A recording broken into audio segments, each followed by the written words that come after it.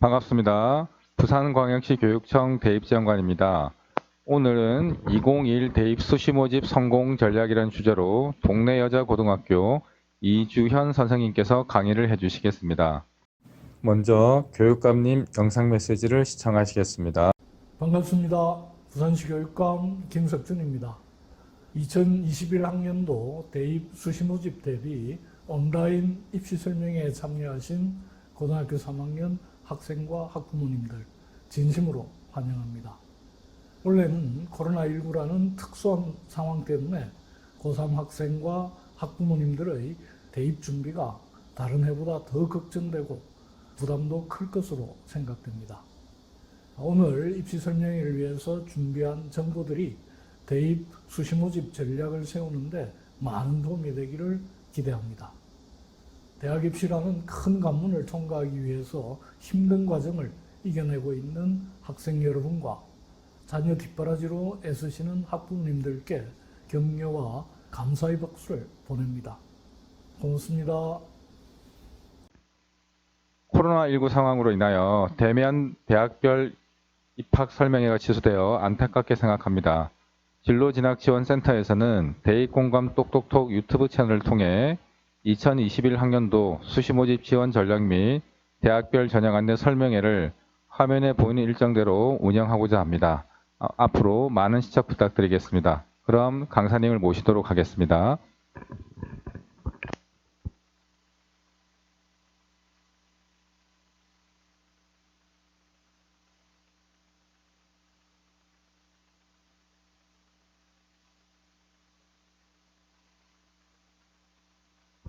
안녕하세요. 저 동래여자고등학교에서 근무하고 있는 이주연입니다.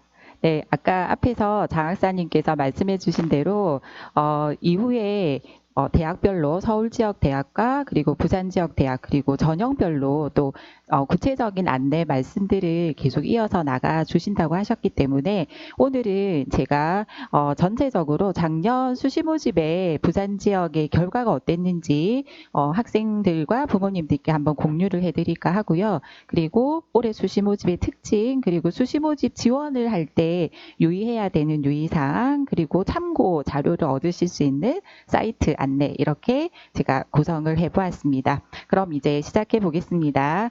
첫 번째로 아까 말씀드렸듯이 2020 대입 작년 수시 모집 부산 지역 결과 분석 내용입니다. 이 자료는 저희 진학지원단에 계시는 경남여자고등학교에서 근무하고 계시는 박원주 부장님께서 굉장히 수고해서 만들어주신 자료입니다.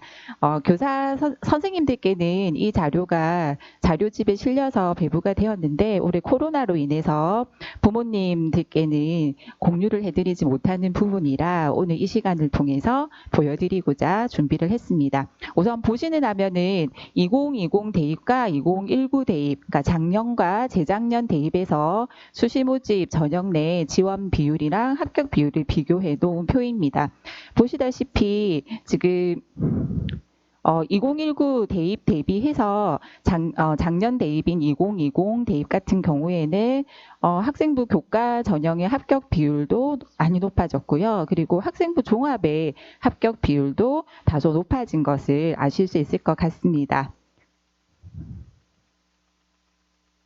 네, 이 상황이 어떻게 해서 만들어지는 것인가를 이제 조금씩 이야기를 한번 들어보도록 하겠습니다. 이게 지금 포인터가 안 넘어가서요. 잠시만요.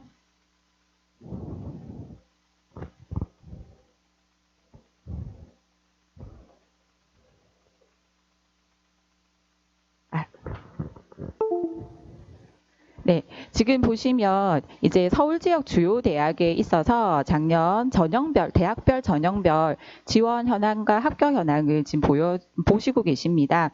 보시면은 지원 현황 자체를 보셨을 때도 성균관대학교 같은 경우에 굉장히 많은 학생들이 지원을 하고 있구나라는 걸 보실 수가 있고요. 그에 못지않게 이제 중앙대학교에 지원하는 학생들이 많이 있습니다. 그런데 결과를 한번 생각을 해보시면 성균관대학교 같은 경우에는 지원율도 높지만 합격 비율도 서울 지역의 타 대학에 비해서 높은 합격 비율을 가지고 있다는 것을 보실 수가 있고요. 고려대학교 같은 경우에도 지금 지원율 대비해서 합격 비율을 보시면은 건수는 그렇게 많아 보이지 않으실 수도 있지만 고려대학교에 합격한 학생들이 꽤나 많은 비율을 차지하고 있었구나라고 하는 걸 보실 수 있습니다. 실제 재작년 자료를 보여드리니 수가 없어서 그런데 고려대학교나 성균관대학교 그리고 이화여대 같은 경우에는 꾸준히 부산 지역 학생들이 수시 모집에서 많은 합격 비율을 가지고 있는 대학이기도 합니다. 작년 입시 결과에서 유독 눈에 띄는 거는 뭐였느냐면 이 한국외대 결과입니다. 한국외대 같은 경우에는 그 재작년 같은 경우에 한국외대는 합격 비율이 한 자리 수였었는데 작년 같은 경우에는 한국외대에 지원을 했던 학생들 중에 꽤나 많은 학생들이 합격까지 갈 수 있었던 상황인 것을 볼 수 있었습니다. 이번에는 부산 지역 대학을 한번 보시겠습니다. 부산 지역 대학의 경우에는 15개 부산 지역 대학에 대해서 정리를 해봤습니다. 포인터가 자꾸 문제가 생기거든요. 잠시만요.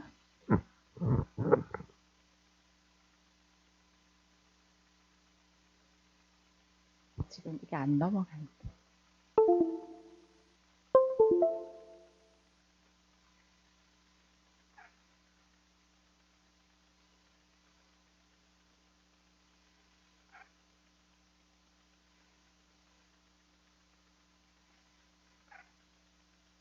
부산 지역 대학입니다. 부산 지역 대학의 경우에 15개 대학에 이번에는 가나다 순으로 제가 정리를 해놓은 표입니다.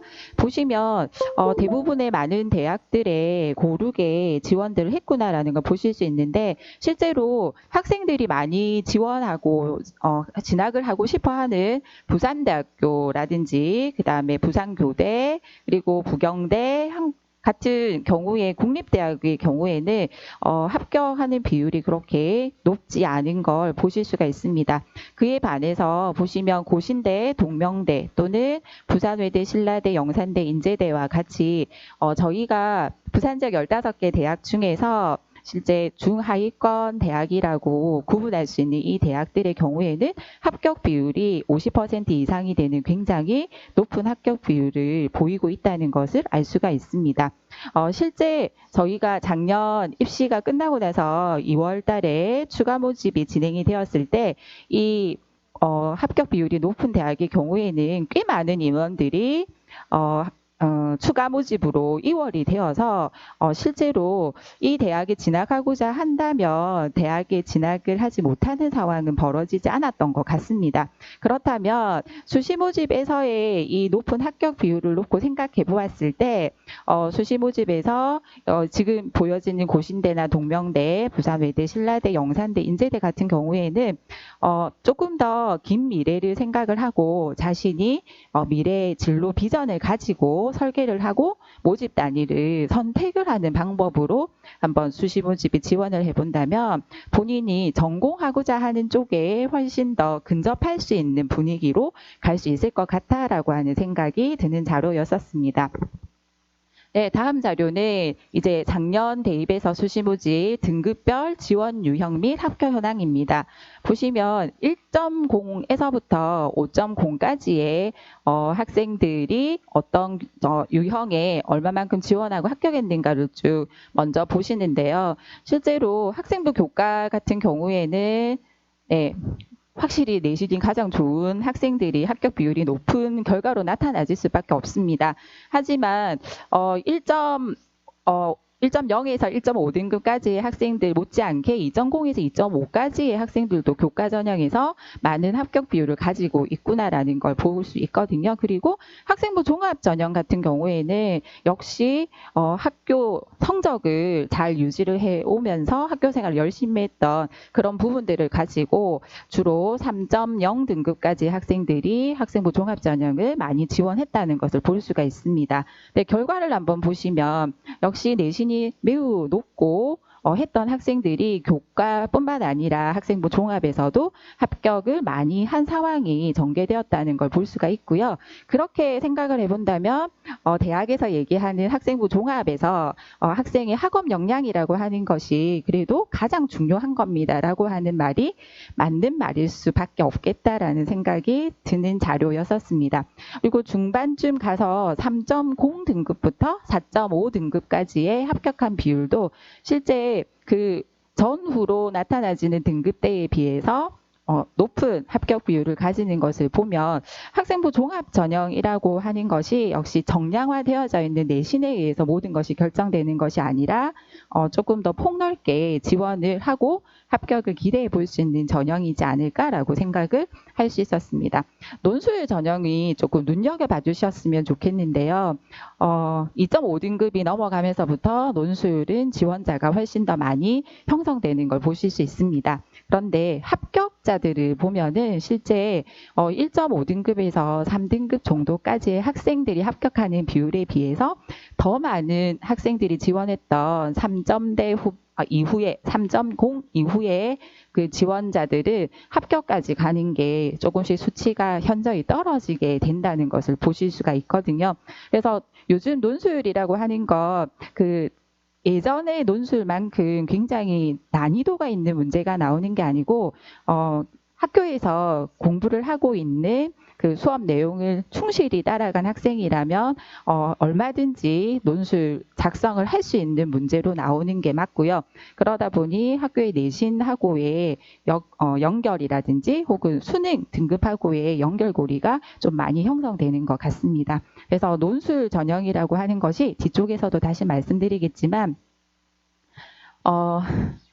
학생부 위주 전형에 지원을 할 수 있는 준비가 되어져 있지 않은 학생들이 너도 나도 지원을 한번 해볼까라고 들어갈 수 있는 전형일까? 라고 하는 걸 우리가 한 번쯤은 고민해보고 전략을 잘 짜는 것이 필요하지 않을까라고 생각이 들었습니다. 5.0부터 이제 이후의 학생들의 상황입니다. 지금 눈여겨보실 것은 학생부 교과 전형의 경우에도 많은 학생들이 지원을 하고 있고요. 실제로 합격하고 있는 비율도 보시면은 네, 전체 평균이 43.3%가 합격 비율로 나타나지고 있는데, 실제 이 5등급 후반대의 학생들 같은 경우에도 평균에 거의 근접하는 형태의 합격 비율을 가지고 있습니다. 그러면 저희가 일반적으로, 저는 내신이 별로 좋지 않아서 학생부 교과 전형으로는 원서를 쓸 수가 없어요. 라고 이야기하는 게 어쩌면 맞지 않을 수도 있다는 생각이 들었습니다. 뒤쪽에 가서 다시 말씀드리겠지만, 교과 전형이 가지고 있는 전형의 유형도 여러 가지로 나뉘어질 수 있고요. 대학에 따라서 반영하는 교과목 수도 다르기 때문에 그에 따라서 대학에 맞는 내신을 그 성적을 환산 점수를 산출을 해보았을 때 나한테 또 지원을 했을 때 긍정적인 답을 줄 수 있는 그런 전형들도 학교에 그런 대학에 학생부 교과 전형도 있을 수 있구나라고 하는 걸 아실 수 있을 것 같고요. 학생부 종합 전형의 경우에는 앞에 1등급부터 5등급 이내에 들어오는 학생들이 지원 비율보다는 지원율이 떨어지는 걸 보실 수가 있습니다. 하지만 학생부 종합 전형에서 합격하고 있는 비율을 보시면은 7등급 후반대, 7등급 이후의 학생들의 경우에도 평균치보다 23.2%라고 하는 평균치보다 훨씬 더 높은 합격 비율을 가지고 있는 걸 보실 수 있습니다. 그러면 학교 내신이라고 하는 걸 별로 관리를 잘 안 해온 학생들 중에서 수능까지 자신이 없는 친구들이라면 조금 더 학생부 종합전형 중에서 학생부 종합전형으로 본인이 원하는 모집 단위를 들어갈 수 있는 방법이 무엇일까를 고민해 보는 것도 합격률을 높일 수 있는 그런 방법이 되지 않을까라는 생각이 들었고요.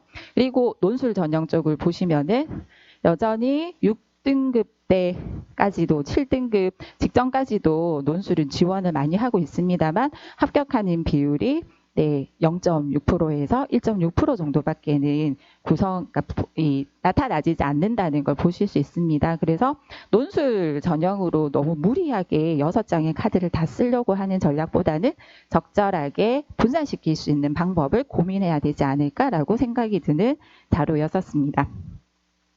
이번에는 이제 0.5등급씩 잘라서 지금 그 지원 경향이나 그리고 합격 현황을 한번 보여드릴까 합니다. 우선 1.0에서 1.5등급 사이의 인문입니다. 보시면 내신이 상당히 좋은 학생들의 그룹이기 때문에 보시다시피 뭐 서울 지역의 최상위권 학과들이 이렇게 포진이 되어져 있습니다. 그리고 오른쪽에는 이제 왼쪽은 지원을 했던 부분이고요. 오른쪽에는 합격 현황이 지금 나와 있는 상황인데요. 제가 음영을 넣어가지고 보여드리는 부분은 지원 그러니까 1등부터 10위까지 들어가 있지 않았음에도 불구하고 합격 비율이 10위권 이내로 들어왔던 부분들을 이렇게 음영 처리를 해보았습니다. 그러니까 실제 지원을 많이 했지만 합격이 별로 많이 되지 않았던 전형들이 무엇이었는가라고 하는 걸 지금 보실 수가 있을 것 같고요. 반면에 지원율이 별로 높지는 않지만 합격을 더 많이 하고 있는 대학의 전형이 어떤 것인가라고 하는 걸 보실 수 있지 않을까 생각이 듭니다. 진주교대나 부산교대가 지금 들어오고 있는데요. 합격 상위권에 들어오고 있는데 아시다시피 인문계열의 최상위권 학생들은 이렇게 교대 쪽에 관심을 많이 가지고 진학을 희망하고 있다 보니까 우수한 내신 성적을 가지고 교대나 교대 쪽을 이렇게 지원을 하고 있고 그 친구들이 1.5등급 이내에 들어오는 친구들이 합격을 상당히 많이 하고 있구나라고 하는 걸 아실 수가 있을 것 같습니다. 작년의 지원 경향하고 재작년의 지원 경향을 한번 비교를 해보면 요즘 트렌드가 어떻게 움직이는가를 알 수 있지 않을까라고 생각이 들어서 2019학년도 재작년의 지원 경향 7위까지 한번 비교를 해봤거든요. 네, 보시다시피 1위에서 7위까지 안에 있었던 재작년에 7위까지 있었던 모든 대학과 전형들이 작년에 10위권 안에 모두 동일하게 들어가 있다는 사실을 보실 수가 있습니다. 앞순위와 뒷순위의 차이는 있을 수 있습니다만 이 경향성은 뒤에 슬라이드에서도 확인하시겠지만 거의 유사한 형태로 지원 경향이 나타나지고 있는 것을 보실 수 있을 거고요. 그렇다면 올해도 결국은 학생들이 많이 지원하려고 하는 대학이나 전형이 유사한 형태로 흘러가겠구나라고 판단하시고 지원을 고려하시는데 하나의 참고 자료를 쓰실 수 있을 것 같기도 합니다. 자연입니다. 1.0에서 1.5등급 사이의 자연 계열은 인문 계열 같은 경우에는 서울 지역에 있는 서울대학교 그리고 연세대, 고려대 이런 대학들이 주로 남았다면은 지금 자연 계열 학생들이 제일 많이 지원하고 있는 대학이 서울대학교가 아닌 걸 보실 수가 있잖아요. 그 이유는 잘 아시겠지만 네, 맞습니다. 자연 계열의 최상위권 학생들은 의과대학에 진학을 하려고 하는 목표를 가지고 있는 친구들이 많아서 지금 지원 경향 1순위부터 10위권 내에는 거의 대부분의 의과대학들이 다 들어가 있고요. 그 이외에 서울대학교 지역균형 선발 같은 경우에는 10위로 이렇게 차지하고 있는 걸 보실 수가 있겠습니다. 실제 합격 현황이 어떻게 되는가를 보았더니 이렇게나 많은 학생들이 의대에 지원을 했는데 자연계열의 최상위 학생들이 의대 지원을 했지만 실제 의과대학에 합격하는 비율은 그렇게 높지 않구나라고 하는 것을 확연하게 보실 수가 있고요. 실제로 1.0에서 1.5등급 사이의 학생들은 다양한 서울 지역과 또는 연구중심 대학의 다양한 학과로 이렇게 흩어져서 합격하고 있는 것을 아실 수 있을 것 같습니다. 역시 재작년도 지원 경향이랑 한번 비교를 해보았는데 보시면은 부산대학교 학생부 종합전형만 제외하고는 올해 10위권 안에 들어와 있는 것 중에 6가지의 대학과 전형이 재작년에도 상위 지원 경향을 가지고 있는 대학인 것을 보실 수가 있거든요. 그래서 앞으로도 계속 같은 상황이기 때문에 또 말씀을 안 드리겠지만 올해도 유사한 형태로 조금 선호도가 결정이 되겠구나라고 하는 걸 생각하시면서 고려를 하시면 좋겠습니다. 1.5에서 2등급 사이의 인문계열입니다. 역시 왼쪽이 지원 경향하고 합격 현황을 비교했을 때 차이가 얼마나 많이 나는가를 지금 확인해 보실 수가 있습니다. 그래서 실제 1.5에서 2.0 사이의 학생들은 학생부 교과 전형에 부산대학교 학생부 교과 전형에 이렇게 지원을 하는 학생들이 제일 많고 고려대 학교 추천 지원을 하는 학생 그 다음으로 따라오고 있습니다. 네, 부산대 학생부 교과 전형에 합격하는 학생들의 비율은 상당히 높은 걸 보실 수가 있는데요. 고려대학교 학교 추천 2 같은 경우에는 지원 대비 합격하는 비율이 1.0에서 1.5 사이의 학생들이 합격하는 비율에 비해서 확실히 현저히 낮아지고 있구나라고 하는 것도 보실 수가 있습니다. 그래서 이런 부분들을 생각을 해보셨을 때 학생들이 물론 수시 6장의 카드를 쓰면서 전부 다 적정 지원이나 안정 지원을 할 수는 없는 상황이지만 조금 과도하게 상향 지원을 하고 있는 분위기가 되는 건 조금 자제해야 되는 부분이지 않을까라고 생각이 들었었습니다. 지원 경향 보시면 역시 대부분의 대학들이 재작년에도 선호도가 높았던 전형인 걸 보실 수 있고요. 1.5에서 2.0 등급까지 자연계열 부분입니다.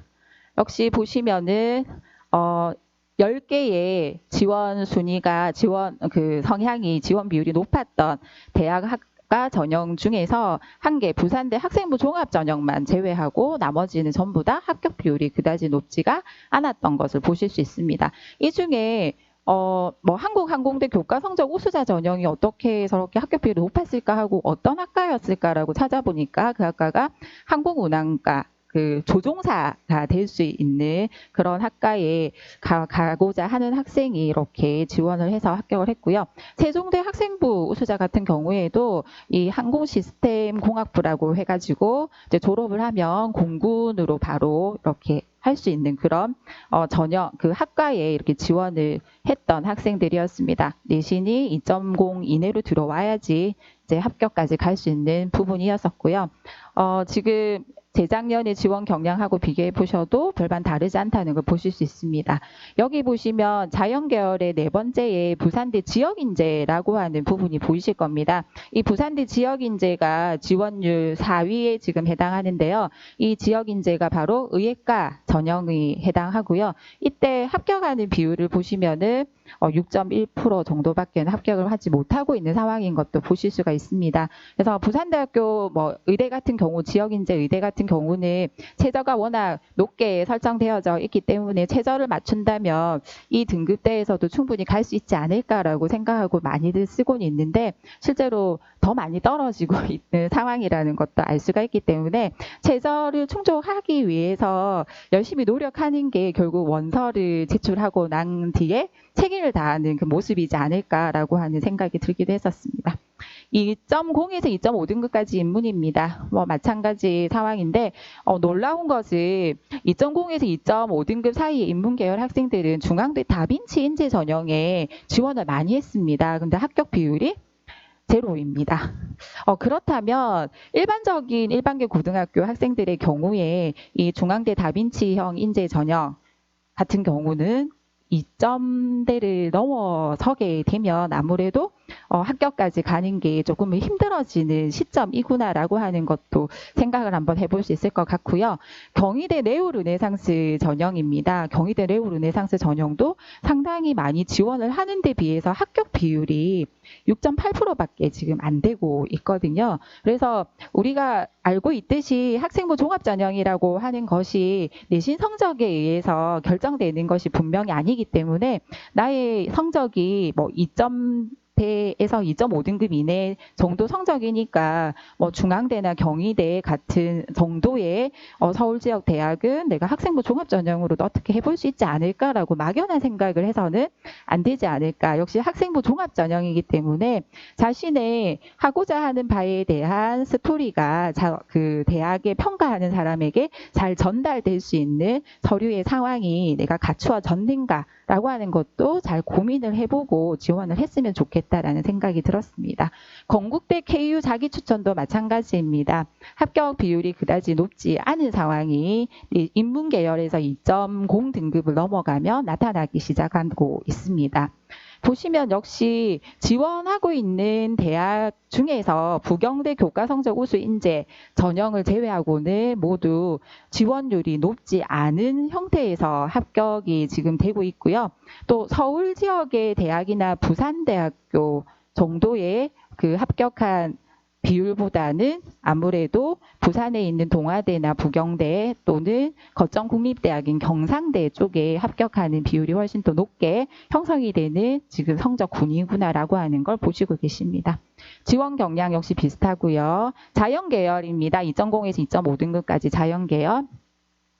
2.0에서 2.5등급까지 자연계열에서는 이제 특이한 상황이 나타나졌습니다. 지원 경향은 역시 부산대 포함해가지고 서울 지역에 부경대도 물론 들어가 있긴 합니다만 아직까지 2.5등급 이내의 자연계열 학생들은 서울 지역의 학생부 종합전형으로도 많이 지원을 하고 있는 상황이었더라고요.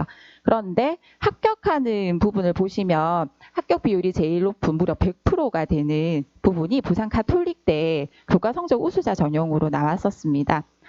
부산 가톨릭대도 마찬가지고요. 인제대, 동아대도 이 세 가지 대학은 모두 간호학과가 있는 대학이고요. 그래서 자연계열의 2점대를 넘어가서 2.5등급 사이의 학생들 중에는 간호학과를 지원을 하고 그 간호학과에 합격을 하는 비율이 상당히 높은 상황이구나라고 하는 걸 보실 수가 있습니다. 지금 보시면 서울 지역에 있는 대학 중에 서울시립대나 아니면 성균관대 학생부 종합전형으로 지원한 학생들의 비율도 상대적으로 높은 편에 상위 10위 안에 들어가는 것으로 보여지는데요. 보시다시피 합격 비율은 7%대로 해서 한 자리에 해당하고요. 경희대 레오르네상스 같은 경우에도 역시 인문계열과 마찬가지로 자연계열의 경우에도 합격 비율이 8% 정도밖에는 되지 않는, 그래서 지금 저희 부산 지역의 학생들이 경희대 네오르네상스를 지원을 하고 많이들 하고 있는데 이 네오르네상스에서 선발하고자 하는 그 인재의 모습이 아직 준비가 되지 못한 건 아니었을까, 이런 부분들에 대해서 좀 고민을 많이 해봐야 될 것 같다라고 하는 생각이 드는 부분이기도 했었습니다. 역시 2.5등급 이내의 학생들이 지원했던 대학이나 전형보다는 10위권, 그러니까 선호했던 이 10위권 내에서의 대학이나 전형보다는 실제 보시면은 그렇게 많이 선호하지 않았던 부분에서 합격을 훨씬 더 많이 하고 있다는 거 보실 수 있고요. 세종대 역시 그 항공시스템공학부가 이 등급대 학생들도 지원을 하고 있고 합격까지 가고 있는 걸 보실 수가 있습니다. 네, 지원 경량 역시 거의 비슷하게 움직였고요. 2.5에서 3.0까지 인문입니다. 역시 마찬가지 상황으로 보실 수 있을 것 같은데 이제 2.5등급에 들어오면 서울 지역의 대학보다는 저희 부산 지역의 대학의 이름이 훨씬 더 많이 들어오고 있는 걸 보실 수가 있습니다. 우리 부산 지역이 아닌 대학은 지금 제가 빨간색으로 테두리 해 놓은 경북대나 아니면 경희대 네오르네상스인데 두 개 다 모두 학생부 종합전형입니다. 합격 비율이 상대적으로 높지 않은 거 보실 수 있고요. 그리고 한국해양대나 뭐 동의대, 동아대 뭐 이런 경우에는 지원율이 그렇게 높지 않은데 합격률은 상당히 높게 형성이 되는 것이 인문계열의 2.5에서 3등급 사이의 학생들이구나라는 걸 보실 수 있습니다. 좀 특이한 건 한국외대 학생부 교과 전형의 합격 비율이 이 등급대에서 좀 높게 나타나지고 있는데요. 작년에 한국외대 학생부 교과가 최저가 없어지면서 너무 많은 학생들이 지원하는 거 아닐까?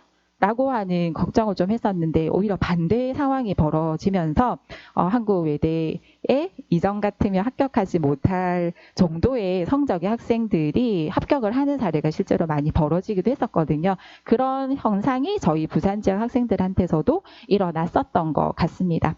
그리고 또 성균관대 계열 모집 같은 경우가 합격률 50%를 가지고 있는 상황으로 보여지긴 하는데 많은 학생이 지원을 해서 그중에 50%가 합격을 했다라고 하는 수치는 아니라는 걸 말씀을 드리고 싶습니다. 지원 경향 거의 비슷하고요.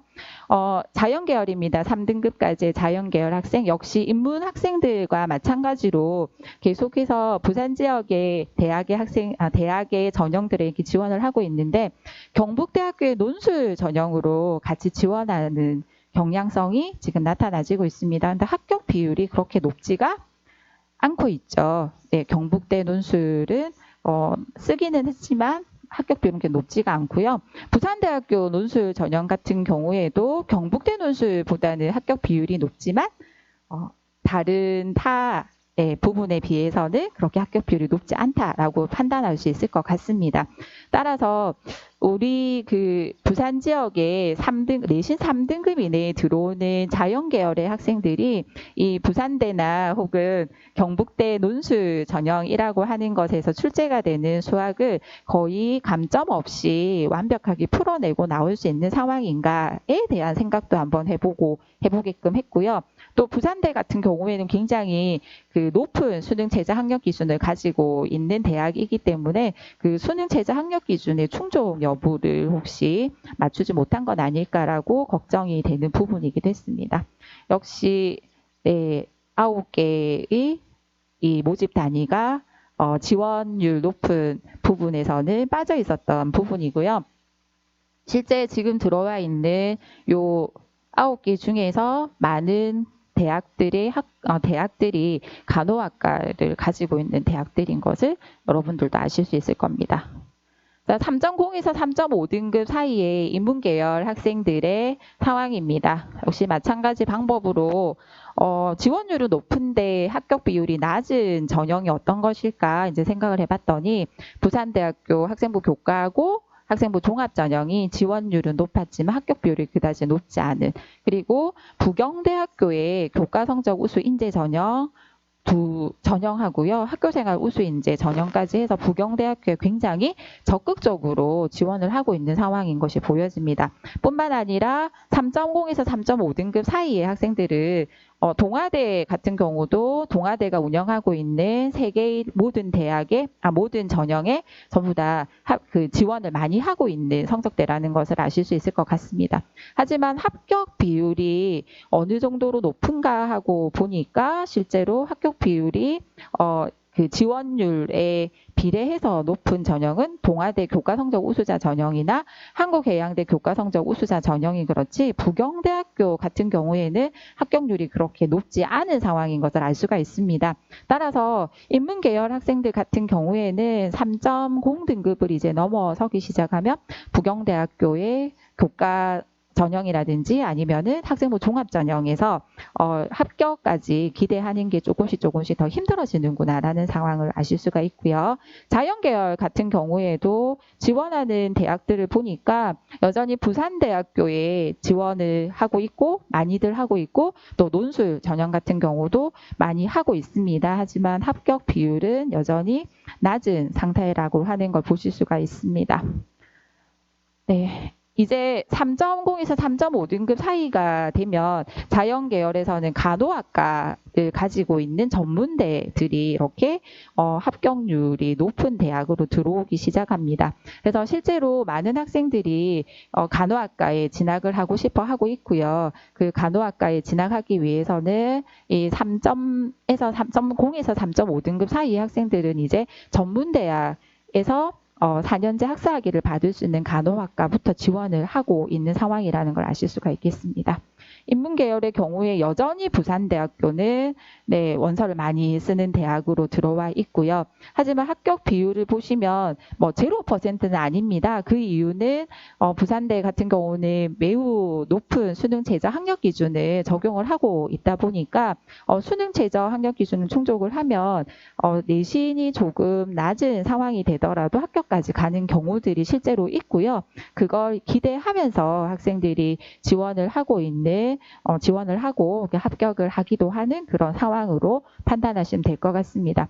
부경대학교 같은 경우에도 교과성적 우수 인재 원 전형이나 아니면 학교생활 우수 인재 전형 같은 경우에 합격 비율이 제로인 상황은 아니거든요. 그래서 합격을 못하는 등급은 아니지만 합격하기가 쉽지 않은 성적대구나라고 판단하시면 될 것 같고요.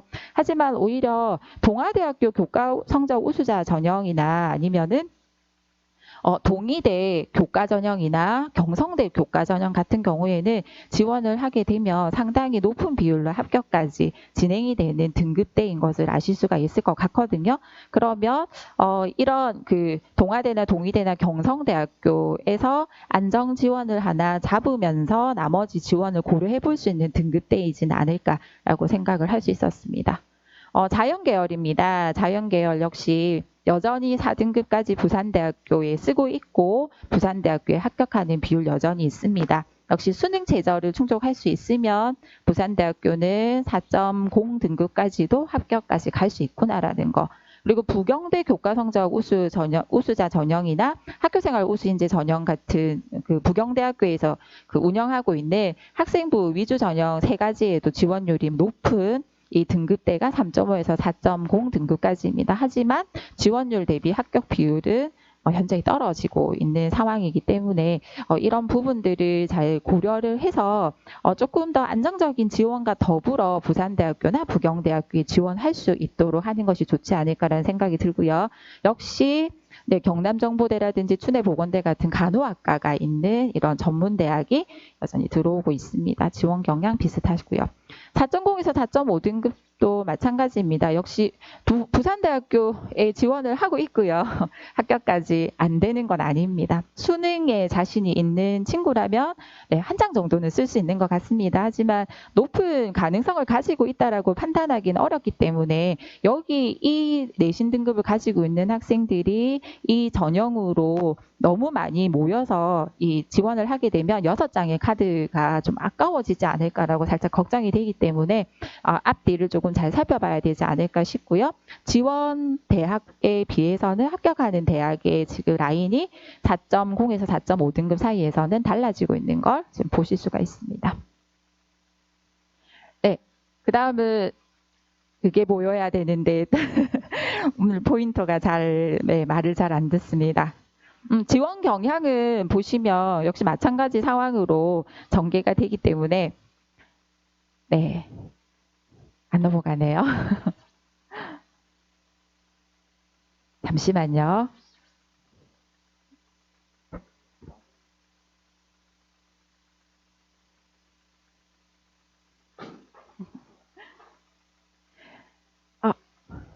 네. 지원 경향 비슷하게 움직이는 거 계속 보시고 계시고요. 자연계열 4.5 등급까지 자연계열도 여전히 부산대 원서를 쓰고 합격을 하고 있습니다. 부경대학교도 원서를 쓰고 있지만 합격률이 높지는 않다라는 거 보고 계시고요. 그 이외에 이 합격하는 대학들은 굉장히 다양하게 이렇게 넓게 형성되고 있는 걸 보실 수 있고요. 특히나 이 가야대라든지 아니면 동주대, 부산여대와 같은 간호학과에도 이 등급대 학생들은 적극적으로 응시를 한다면 합격 비율이 굉장히 높아질 수 있는 상황이구나를 보실 수 있습니다. 인문계열 4.5에서 5.0 사이에 지금 상황입니다. 여전히 부산대 논술에 합격을 못하지는 않습니다. 아주 특수한 경우이지 이 경우가 나의 경우이다라고 단정 지으시진 않으셨으면 좋겠다는 생각이 들었고요. 보시면 지원하는 대학과 합격을 하고 있는 대학이 굉장히 괴리감이 느껴지는 지금 등급대라는 걸 보실 수가 있습니다. 지원 성향 비슷하고요. 자연계열로 한번 넘어가 보겠습니다. 자연계열 4.5에서 5등급 사이에 동아대학교하고 동의대학교 적극적으로 지금 쓰고 있습니다. 그리고 합격은 어떻게 되는가 이렇게 보니까 적극적으로 쓰는 데에 비해 가지고는 네, 합격하는 곳이 인문계열과 마찬가지로 지금 또 다른 대학군에서 합격률이 높아지고 있다는 것을 보실 수가 있거든요. 그래서 이러한 지원 성향이나 그 합격하고 있는 비율 이런 것들을 조금 고려를 충분히 하셔가지고 6장 중에 뭐 2장 정도는 안정 지원을 해주시고 그 다음에 2장 정도는 적정 지원을 하신다고 생각하고 2장 정도는 소신 혹은 상향 지원을 하는 것으로 전략을 짜주시는 것이 좋을 것 같습니다. 네, 등급대별 선호 학과를 지금 한번 정리를 해본 겁니다. 그러니까 보시면 1.0에서 1.5 등급 사이에서 주로 지원하는 학과를 보시면 인문은 단연코 경영학과가 1위고요. 자연계열 같은 경우에는 의예과가 지금 제일 높게 형성되고 여기에 수의나 한의나 치의학과 같은 의학계열 쪽이 주로 지원을 많이 하는 학과로 보여지고 있습니다.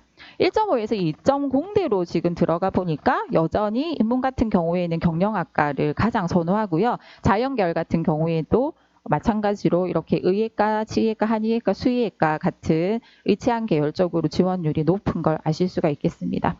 반면에 인문 같은 경우는 아까 1.0에서 1.5등급 사이에서도 마찬가지였었는데 미디어 커뮤니케이션이나 아니면 정치 외교나 혹은 사회과학 계열 쪽이 오히려 선호도가 조금 더 떨어지는 상황인 걸 볼 수가 있었거든요. 2.0에서 2.5등급 사이는 어떤가 하고 보았더니 인문 계열은 여전히 경영학과가 제일 1위고요. 근데 자연 계열은 이제 바뀌기 시작합니다. 제1 선호도가 높은 학과가 이제 간호학과. 아무래도 의예과 쪽을 지원을 하기에는 조금 거리감이 멀다고 생각을 하는 친구들이 간호학과 쪽으로 조금 더 선호하는 이런 경향성이 보이고요. 화생공 같은 화공생명공학 같은 경우에도 자연계열의 2.0에서 2.5등급 사이의 학생들이 주로 많이 지원을 하는 편입니다. 하지만 합격 비율이 그렇게 높지는 않은 걸로 나타나지고 있습니다. 2.5에서 3등급 때 보시면은 의예과 지원하거나 통계학과, 기계공학 지원하는 학생들도 물론 있습니다만 합격 비율 별로 높진 않습니다. 그리고 의예과는 지금 보이시죠? 합격 비율이 어떤지. 그래서 이런 부분도 좀 보셨으면 좋겠고 여전히 인문 계열은 경영학과를 가장 선호하고 있고 자연 계열은 간호학과를 선호하고 있습니다. 3.0에서 3.5등급 때도 보시면 인문은 경영을 제일 선호하고 있고요. 자연 같은 경우에는 여전히 간호학과를 선호하고 있는 거 보실 수 있습니다. 다음 슬라이드에서도 보시면 인문은 단연코 경영학과고요. 자연은 간호가 계속해서 상위 제일 선호하는 학과. 4.0에서 4.5등급 사이에서도 마찬가지입니다. 인문은 경영, 자연은 간호. 5.0까지 내려가도 인문은 경영, 자연은 간호입니다. 그래서 이 대학의 그 네임밸류랑은 상관없이 일단 인문계열 학생들은 경영학과, 자연계열 학생들 같은 경우에 최상위권 학생들은 의예과 그리고 웬만큼 이제 좀 준비가 되어져 있는 학생들은 이제 취업까지 생각을 해서 간호학과 이게 결국은 모든 등급대의 학생들이 다 선호하고 있는 학과구나라는 걸 생각해 보실 수 있고요. 그렇다면 지원을 할 때 사실 많은 학생들이 선호를 하고 있는 학과라면 중복 합격을 해서 이렇게 충원 합격까지 기대해 볼 수 있는 그런 부분들도 생각할 수 있지 않을까라고 봐지는 부분이기도 합니다. 부산 지역 대학을 가지고 부산대학교 그리고 부경대학교, 동아대학교를 가지고 이 부산대학교 인문에 지원을 했던 학생들은 타 대학의 어느 전형에 이렇게 지원을 했을까를 정리를 한번 해본 표입니다. 네, 보시면 부산대학교에 지원하는 학생들은 역시 부산대학교의 모든 전형에 함께 지원을 하고 있다라고 하는 걸 보실 수가 있고요. 부산대학교의 논술 전형에 지원하는 학생들은 필수적으로 경북대 논술을 꼭 지원을 하는 것 같습니다. 그리고 부경대학교하고 동아대학교 같은 경우에는 아마 이 학생들이 조금 더 합격 가능성을 가지고 안전한 보험을 든다고 생각하고 같이 지원을 고려하는 경향성이 좀 있어 보이고요. 자연계열 역시 마찬가지입니다. 인문계열이나 자연계열이나 부산대학교를 지원하는 학생들은 모두 동일하게 모든 교과에 두세 장의 이상의 카드를 3장까지 원서를 쓰는 경우들이 가장 많이 발생하는 것 같고요. 그리고 논술 전형 같은 경우는 부산대 논술을 쓰는 친구들은 경북대 논술을 무조건 같이 쓰는 상황이 지금 보여지고 있는 것 같습니다.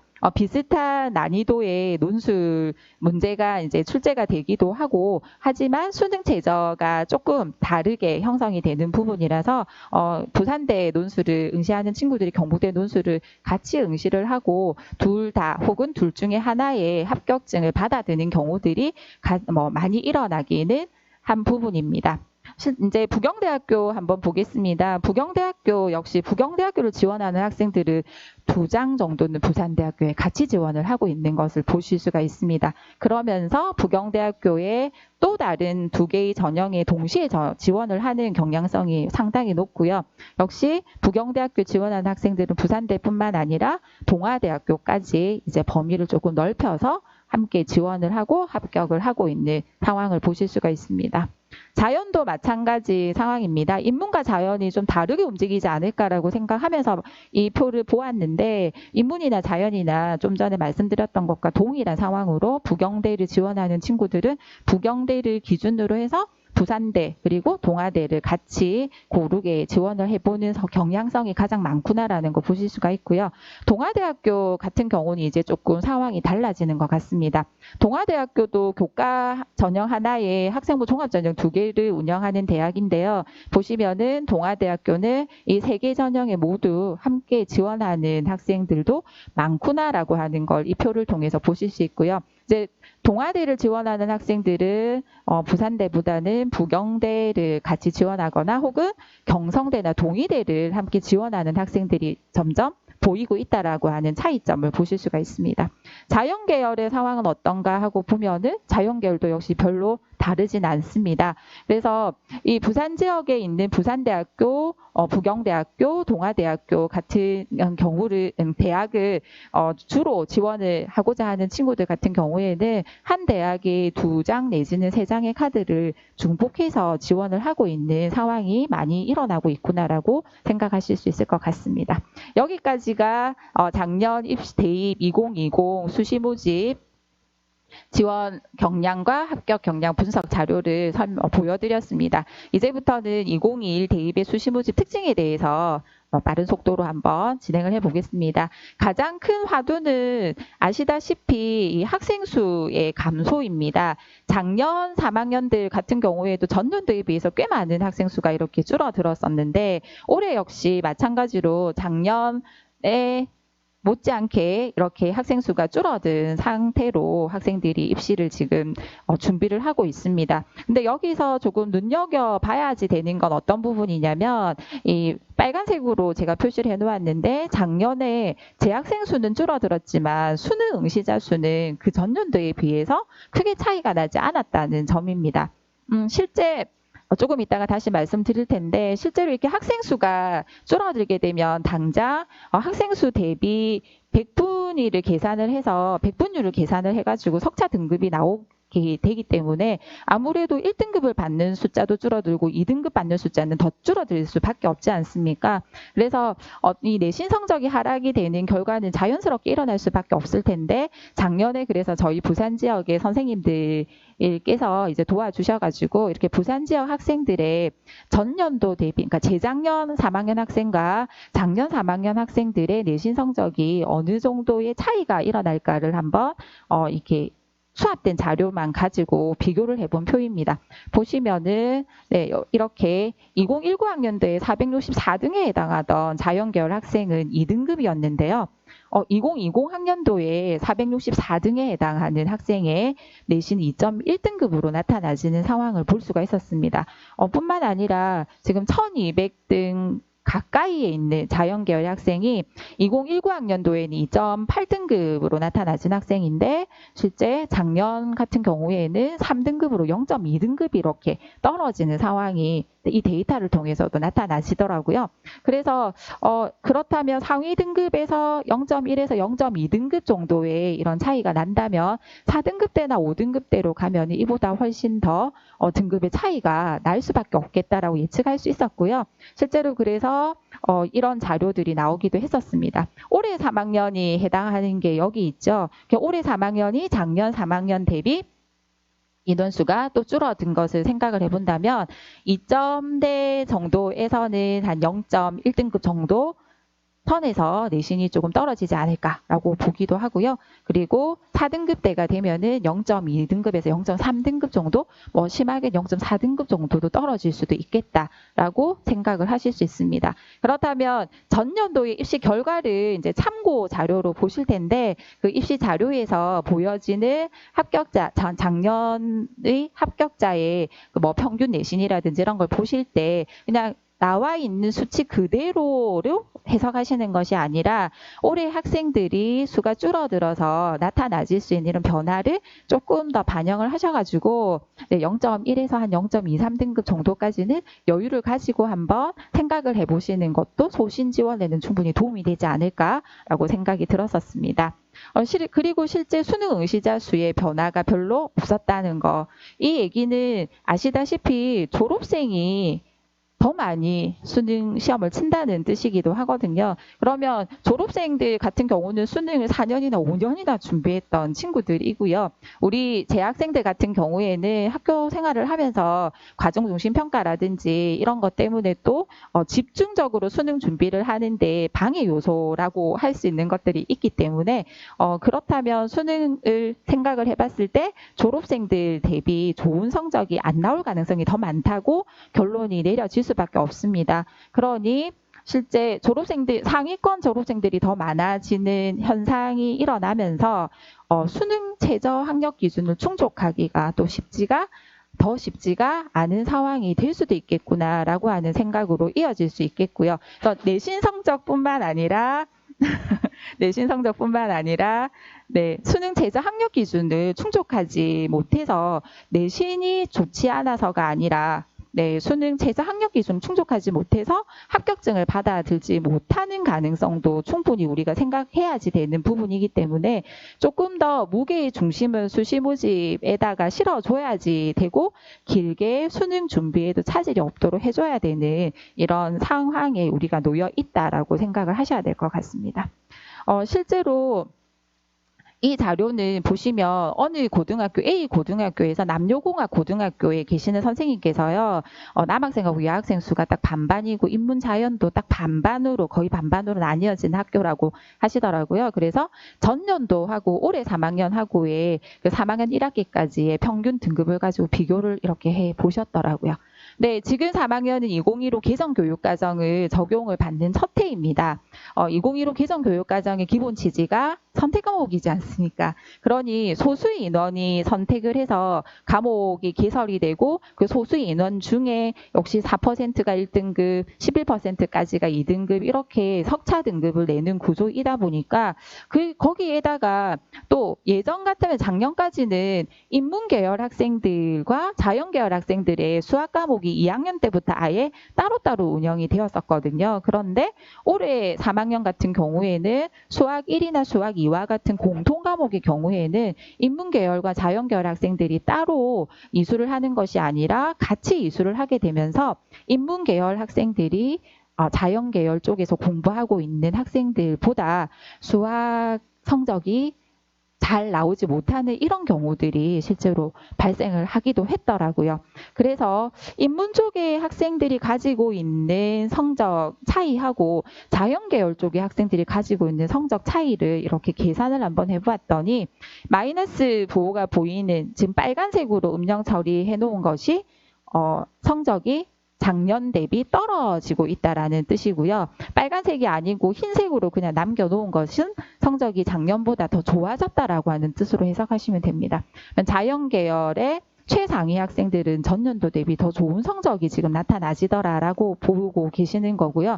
그리고 실제로 2.5에서 3등급 사이대의 학생이 훨씬 더 많은 내신 성적이 자연계열의 2.5에서 3등급 사이의 학생이 내신 성적이 전년 대비 상당히 좋은 상황이 지금 벌어지고 있는 걸 보시고 있습니다. 인문계열 같은 경우는 거의 1등급부터 3.5등급까지가 전부 다 내신 마이너스가 지금 뜨고 있잖아요. 그래서 올해 일반적으로는 인문계열 학생들이 전년 대비 내신 관리하기가 쉽지 않았던 해였던 것 같다라고 생각을 하고는 있습니다. 물론 학교의 상황에 따라서 조금 다를 수는 있지만 이러한 부분들도 함께 그 작년 결과를 해석하실 때 학생이나 학부모님께서도 생각을 해보셔야지 되는 부분일 것 같습니다. 그리고 또 두 번째 저희가 생각해 봐야 되는 것이 이제 코로나19의 영향입니다. 실제 작년 4월 말에 발표된 기본 전형 계획안에 의해서 올해 입시는 계속해서 진행이 되어야지 되는데 이 코로나 상황 때문에 대입에서도 변화가 이렇게 생겼잖아요. 어떤 변화인가를 구체적으로 보시면 학생부 종합전형의 서류 평가를 하는데 이 상황을 고려해서 평가하겠다라고 얘기하고 있고요. 비교과 같은 경우 출결이나 봉사 시간을 정량적으로 반영하는 이런 전형을 가지고 있는 일부 대학에서는 만점을 준다거나 아니면은 기준 시간을 조금 더 축소를 시킨다거나 이렇게 지금 발표를 하고 있습니다. 그리고 보셨겠지만 어제 저녁에 기사를 보셨겠지만 연세대학교하고 경기대학교 논술이 원래 수능 이전에 이렇게 치기로 되어져 있었는데 수능 이후로 코로나로 인해서 갑자기 연기를 하게 됐다라고 하는 발표가 나섰습니다.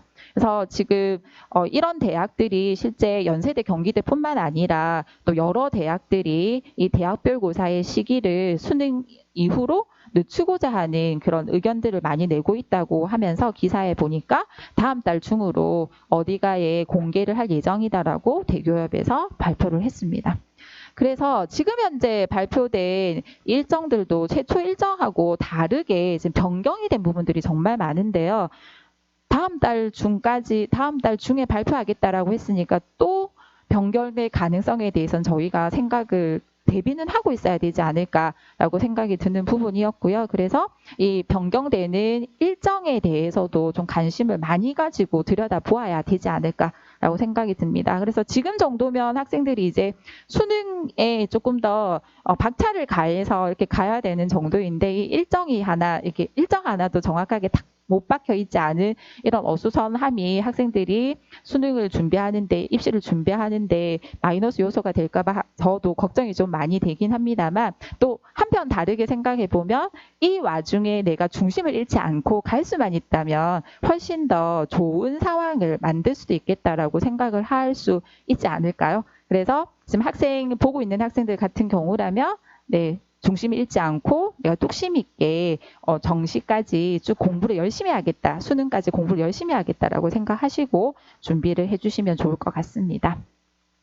기본 일정도 이렇게 바뀌었습니다. 그래서 지금 한참 원래는 8월 31일에 수시 모집 학생부 작성이 마감이 되었어야지 되는데 이게 코로나로 인해 가지고 계약이 늦춰지는 바람에 9월 16일까지로 지금 더 늦춰졌고요. 원서 접수 기간도 9월 23일부터 9월 28일 사이에 원서 접수가 진행이 되어 있습니다. 올해 대입의 전형 유형별로 비교를 한번 해본 표입니다. 뭐 아시다시피 학생부 위주 전형이 차지하고 있는 비율이 매우 높습니다. 근데 실제 전국적으로 움직이는 비율이랑 부산 지역이 움직이는 비율 그리고 서울 지역이 지금 가지고 있는 부분이 다르다는 거 보고 계시잖아요. 아시다시피 서울 지역 같은 경우에는 가장 많은 인원을 뽑는 전형이 종합 전형이라고 알고 계실 겁니다. 더더군다나 올해 같은 경우에는 2020에서는 42.7%의 학생을 종합전형으로 뽑았다면 2021 대입에서는 44.7%의 인원을 종합전형으로 뽑거든요. 근데 내년이 되면 36.1%로 종합전형으로 학생들을 선발한다라고 되어 있으니까 올해 서울 지역의 15개 대학의 종합전형으로 뽑는 인원이 가장 많은 해이구나라고 생각하실 수 있을 것 같습니다. 그리고 또 생각해 보면 재학생 수가 그렇게 많이 줄어든 상황이니까 재학생 수도 많이 줄어들었는데 종합전형으로 뽑는 인원이 이렇게 많다면 올해는 조금 과감하게 종합전형을 서울 지역 대학을 목표로 하고 있다면 종합전형을 잘 활용해 보는 전략을 세우는 것이 좋지 않을까라는 생각이 드는 부분입니다.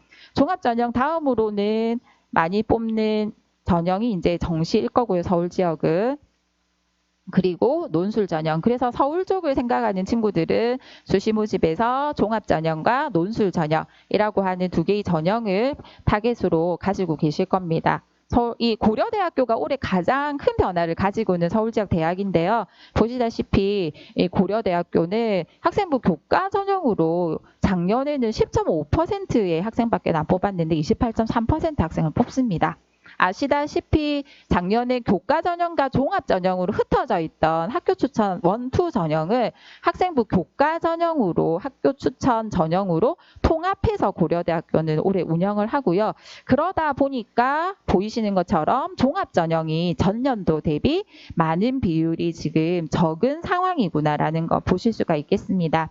연세대학교 같은 경우에도 눈여겨봐야 되는 부분인데요. 보시다시피 종합전형으로 뽑는 비율이 작년 대비 굉장히 많이 늘어난 것을 보실 수가 있습니다. 뒤에 가서도 또 말씀드리겠지만 연세대학교는 올해 종합전형 중에서 면접형이라고 하는 전형을 학교 추천, 그러니까 3학년 학생 수 재적수의 3%를 추천받은 친구들만 쓸 수 있는 전형으로 설계를 하고요. 그 면접형으로 뽑는 인원을 2배 이상 이렇게 늘려놓았더라고요. 그래서 연세대학교는 올해 종합전형으로 가장 많은 인원을 뽑는 해더라라고 하는 걸 생각하시면 될 것 같습니다.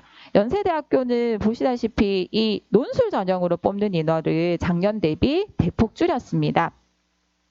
실제 연세대학교에서 논술 전형이 얼마만큼이나 줄었는가 하고 보니까 전년도에 비해서 223명이나 줄어든 상태입니다. 그래서 지금 현재 연세대학교 논술 전형에 관심이 있었던 친구들은 알지만 보시면은 한 모집 단위 안에 뭐 7명, 8명 이렇게만 지금 논술 전형으로 뽑고 있는 3명 이렇게만 뽑고 있는 모집 단위들도 굉장히 많이 있거든요. 그래서 연세대학교 논술 전형이 수능 최저가 없어진 게 작년부터인데 그 이후로 너무나도 많은 학생들이 자신이 그 문을 열고 들어갈 수 있다라고 생각을 하면서 연세대학교의 논술 전형으로 원서를 막 내고 있는데 올해 작년보다 200명 이상 이렇게 줄어들었다는 거. 그리고 또 논술 같은 경우에는 부산대학교가 굉장히 많은 인원을 전국에서도 부산대학교가 많은 인원을 줄여 놓았구나라고 하는 거 볼 수가 있을 것 같습니다.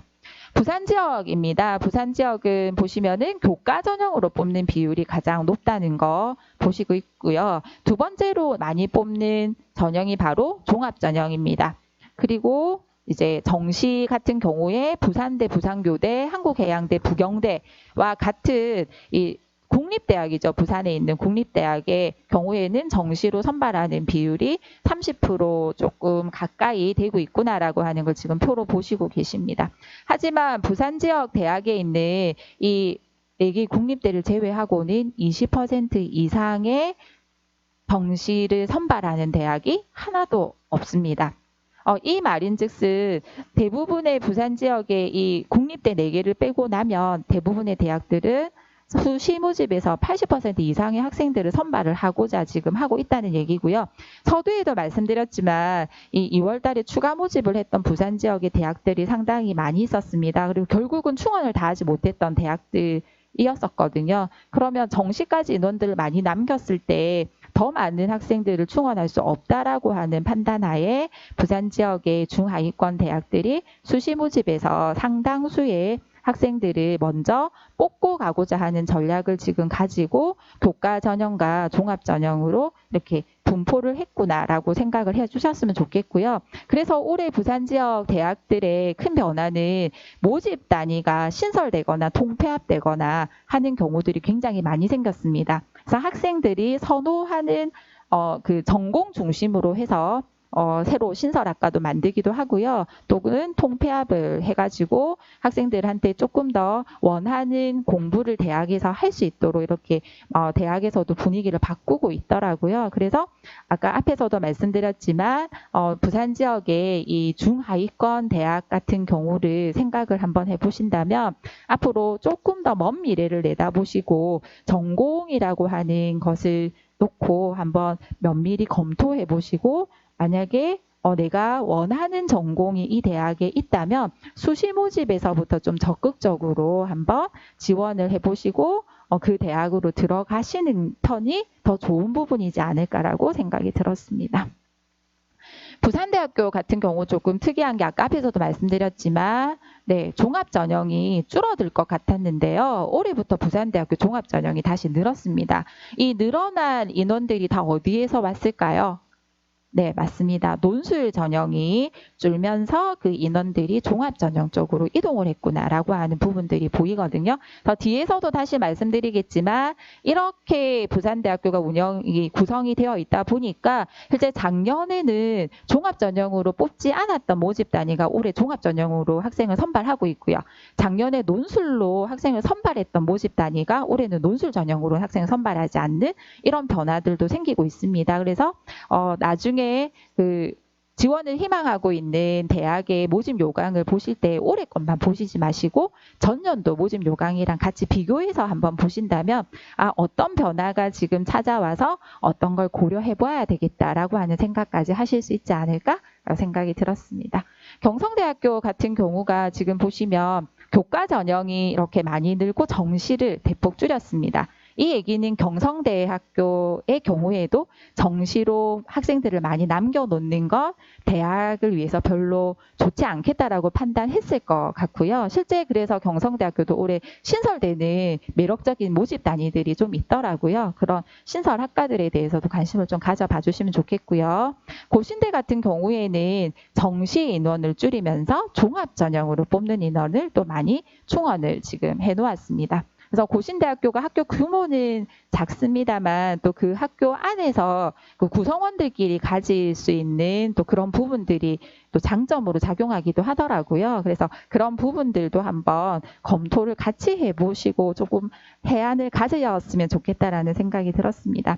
부산외대가 부산 지역 대학 중에 유일하게 종합 전형을 전혀 운영하지 않는 대학입니다. 대신 부산외대는 교과 전형에서 면접을 하는 글로벌 인재 전형으로 해서 교과 100% 하고 면접이 포함이 되는 이렇게 두 가지 트랙을 운영을 한다라고 했는데 지금 코로나 때문에 아마 그 면접이 비대면으로 진행이 될 것으로 얼마 전에 학교로 공문을 보내셨더라고요.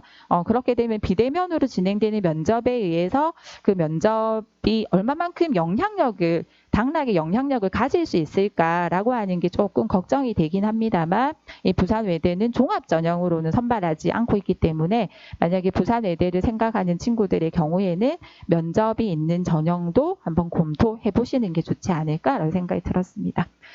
또 하나의 특징은 고른기회 전형의 모집 인원이 계속해서 증가하고 있다는 얘기입니다. 고른기회 전형은 보시다시피 특별한 지원 자격을 가지는 친구들이 지원할 수 있는 전형이거든요.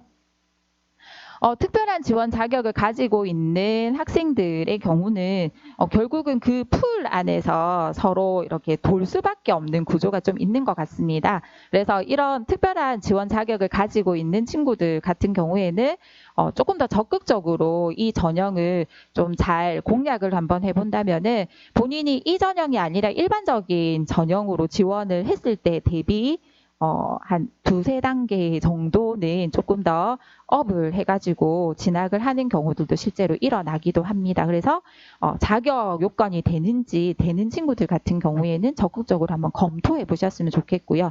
또 하나 지역인재 특별 전형이 이제 계속해서 증가를 하고 있습니다. 그래서 올해에는 대학이 86개 교가 지역인재 특별 전형을 선발을 하는데요. 이 지역인재는 부산으로 치면 부산, 울산, 경남, 부울경 지역의 고등학교 3년을 다녔던 학생들은 부산, 울산, 경남 지역에 있는 대학에 지역인재 전형으로 이제 지원을 할 수 있는 자격이 부여가 됩니다.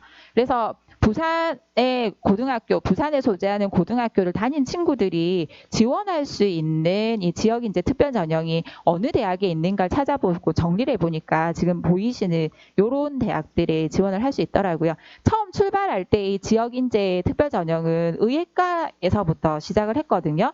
그래서 지금 현재 부산 지역 학생이 지원 가능한 지역인재 특별 전형 의학 계열을 보시다시피 이런 대학들에 있습니다. 그런데 이게 이제 점점점 모집 인원을 늘려가다 보니까 의학 계열 말고도 일반 학과로도 지역인재 전형으로 학생들을 선발을 하고 있더라는 거죠.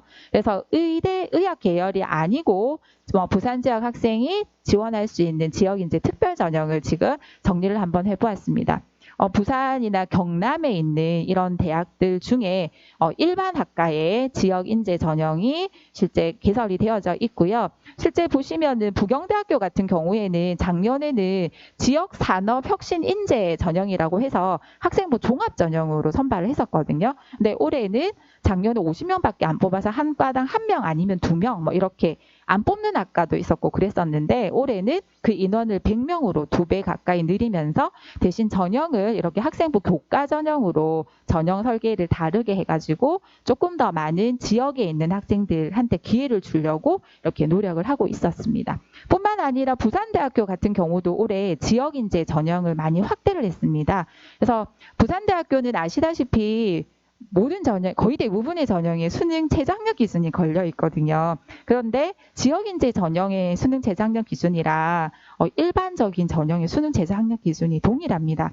제가 부산에 근무하는 교사로서 이런 말씀을 드리기는 좀 그렇지만 부산 지역의 학생들이 수능 성적이 좀 좋지는 않거든요. 그러면 타 지역에 이 수능 제저를 충족할 수 있는 학생들이 다 같이 지원할 수 있는 일반적인 전형하고 지역인재 전형하고를 비교를 해보았을 때 지역인재 전형에서 수능 제저를 충족할 자신이 있다면 합격률을 더 높일 수 있는 방법일 수 있는 것 같다라고 판단하셔도 되지 않을까 싶고요. 실제 부산대학교에서도 그렇게 이야기를 하고 있더라고요. 그래서 이 지역인재 전형을 운영하고 있는 대학의 지원을 고려하실 때에는 일반 전형하고 지역인재 전형하고 어느 쪽에 그러니까 유리할까 불리할까 뭐 이런 것도 조금 고민을 한번 해보시면 좋을 것 같습니다.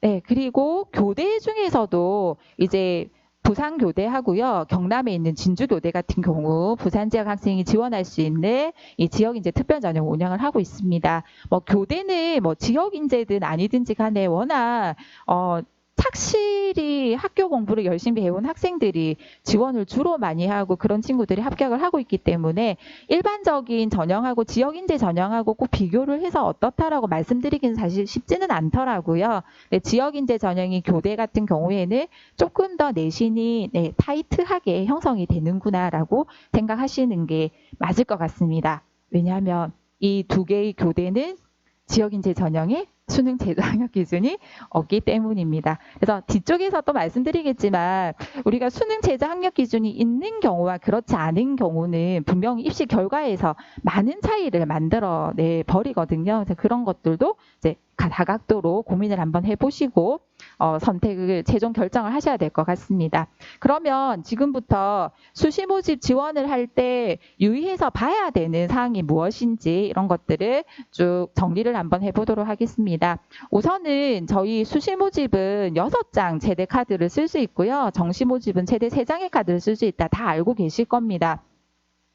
그리고 실제로 수시 6장의 카드 중에서 횟수에 미포함되는 대학들이 어디인지 아래쪽에 지금 기술을 해두었거든요. 그래서 이제 자연계열의 상위권 학생들 같은 경우에 본인이 연구 중심 대학에 가서 연구하는 학자가 되고 싶어요라고 한다면은 이 과학기술원이라든지 하는 여기 과학기술원 4개의 과학기술원에 같이 지원을 해보는 게 플러스 알파의 기회를 가질 수 있는 방법이기도 하고요.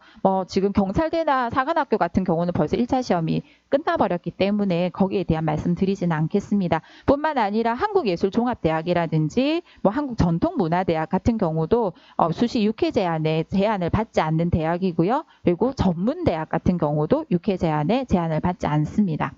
하지만 이 지금 9월 달에 수시 모집을 지원을 해가지고 이제 올해는 1월을 늦춰줬다. 그죠? 1월 달에 정시 모집 전까지 합격을 하지 못한다면 이제 1월에 정시 모집에 다시 지원을 하고 거기서 이제 합격을 기대해 볼 수 있는데 보시다시피 수시 모집에 합격을 해버리면 정시 모집이나 2월 말에 진행이 되는 추가 모집에는 전혀 지원을 할 수가 없습니다.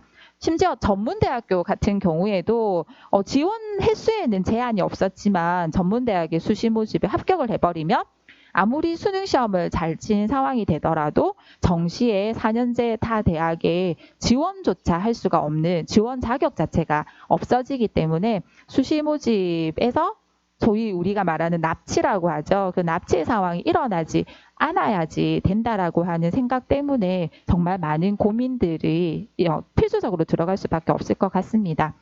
정시가 끝나고 나서 다 끝난 게 아니라 실제로 추가 모집이 이렇게 진행이 될 건데 이 부분에 대해서 나중에 정시 대비해서 설명을 할 때 또 상세히 말씀드릴 기회가 있을 것 같습니다. 일정을 다시 한번 정리를 해봤습니다. 보시다시피 9월 16일 날 저희는 9월 모평 시험을 칩니다. 제가 학교에서 학생들한테도 그런 얘기를 많이 했는데요. 올해 6월 모평은 거의 대부분의 고3 학생들이 중간고사를 치고 이어서 6월 모평으로 들어간 케이스가 많았고요. 그래서 6월 모평 시험 칠 때 기진맥진해가지고 자기 실력을 다 못 드러낸 경우들이 많다 하더라고요. 학생들 얘기가. 7월 달 같은 경우에는 7월 학평 같은 경우에는 이제 그 다음 주에 기말고사를 쳐야 되기 때문에 또 그런 이야기들을 하더라고요. 그래서 올해 코로나 때문에 우리 학생들이 아직까지 제대로 이 모의고사를 쳐보지 못했고 제대로 된 자기 실력을 아직까지 확인해 보지 못한 상황에서 수능 원서 접수 전에 9월 16일 날 9월 대수능 모의평가가 실제로 진행이 됩니다. 그리고 성적표는 언제 나온다고 되어 있어요?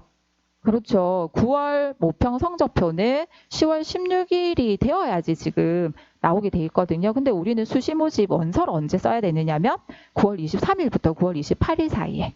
그래서 이번 9월 모의고사는 대수능 모의평가는 진짜 여러분 진심을 다해서 시험을 응시해 주셔야지 될 것 같고요. 뿐만 아니라 시험 치고 나서 나 몇 번에 몇 번으로 답했는지 기억이 안 나는데요. 이런 일이 일어나서도 안 될 것 같습니다. 왜냐하면 성적표가 나오기 전에 본인이 그 시험 쳤던 가채점 결과를 가지고 내가 정시에 지원을 할 수 있는 대학선이 어디인가 라고 하는 것에서부터 수시 지원을 수시 지원을 고려하는 게 시작이 되어야 하기 때문에 절대적으로 9월 모의평가는 성의껏 응시를 하시고 가채점이 정확하게 나타날 수 있도록 여러분 스스로가 신경을 써주셔야지 될 것 같습니다. 그리고 나면 12월 3일 날 수능 시험을 치고 이제 이후에 수시 전형이 좀 진행이 되는 일정을 가지고 있죠.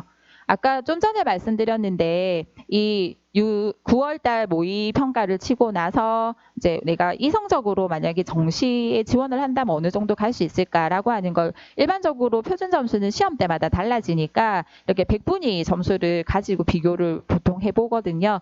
그래서 자연계열 학생 같은 경우에는 국어, 수학, 과학 성적으로 그리고 인문계열 학생 같은 경우에는 국어하고 수학하고 사회, 사탐 과목으로 이렇게 100분위 평균 점수를 본인이 산출하실 수도 있을 건데요. 그렇게 해서 인문계열 쪽 같은 경우에는 100분위 평균이 이런 정도 되면 서울 지역의 이런 대학에 지원해서 합격을 기대해 볼 만하구나라고 생각하시면 될 것 같습니다. 부산대학교 같은 경우는 한 요 정도 라인에서 정시에 지원해서 합격을 좀 기대해 볼 수 있는 상황이다라고 보시면 될 것 같고요. 자연계열은 인문계열보다는 조금 여유가 생깁니다. 하지만 최고 위에 이제 의치한이 있으니까 네.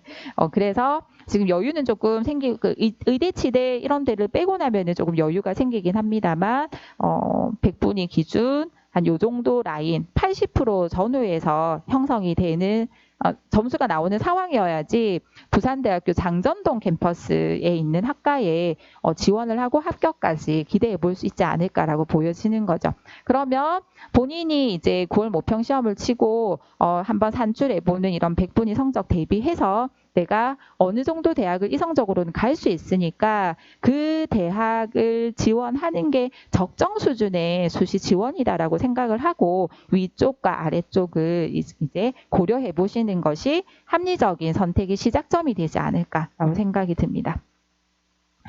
정말 중요한 건 이겁니다. 수시 모집 원서 접수의 마감일뿐만 아니라 시간까지도 반드시 체크를 해주셔야 됩니다.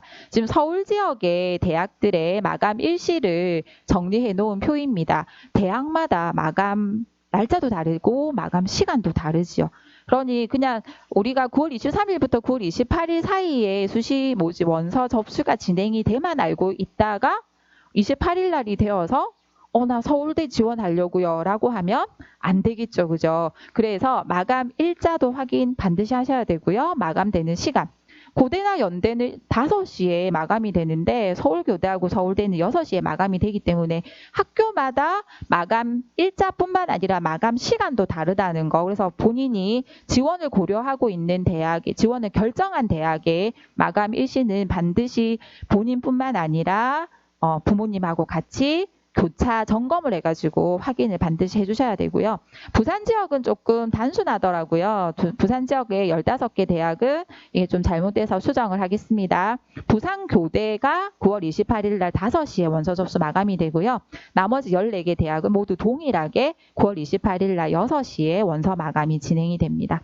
마감 일시 반드시 확인해 주셔야 되고요. 그리고 제출 서류가 뭔지 그리고 제출 서류의 마감 일시는 언제인지 이런 것들도 꼭 확인을 해주셔야 합니다. 여기서 이제 제출 서류라고 하면 지원 자격을 증빙할 수 있는 서류이거나 아니면은 학생부 종합전형 같으면은 자기소개서를 해당하겠지요. 이 자기소개서 같은 경우는 대체로 원서 접수 다음 날 마감이 되는 경우가 많습니다. 하지만 대체로 그렇다는 경우지 이것도 역시 대학마다 다를 수 있기 때문에 자기가 지원하는 대학의 서류 제출 마감일 그리고 마감 시간을 반드시 확인하시는 거 절대적으로 잊지 않으셔야지 될 것 같습니다.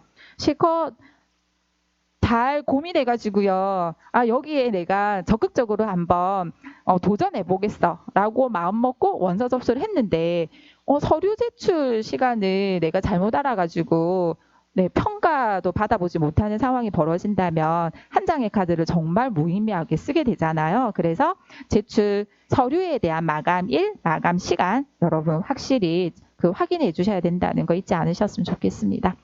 수시 모집 학생부 종합 전형에서 주로 제출 서류가 많을 거니까 서울 지역 15개 대학이랑 부산 지역 15개 대학 중에서 제출하는 서류가 어떻게 되는지 표로 정리해 본 겁니다.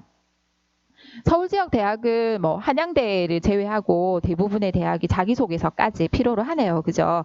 그런데 부산 지역 대학 같은 경우에는 지금 부산대학교가 작년에 없다가 올해 다시 부활되었거든요. 자기소개서가. 그래서 빨간색으로 제가 처리를 해놓은 거고요. 부경대학교나 부산가톨릭대 자기추천 전형 그리고 한국해양대 아치해양인재 전형에서 이 4개의 대학의 모집 단위에서만 자기소개서를 제출받고요. 나머지 11개 대학은 학생부 종합 전형이지만 다른 제출 서류가 없습니다. 그래서 대학마다 제출 서류의 상황도 다를 수 있다라고 하는 점 명심하시고 그 부분 꼼꼼하게 체크해 주셨으면 좋겠습니다.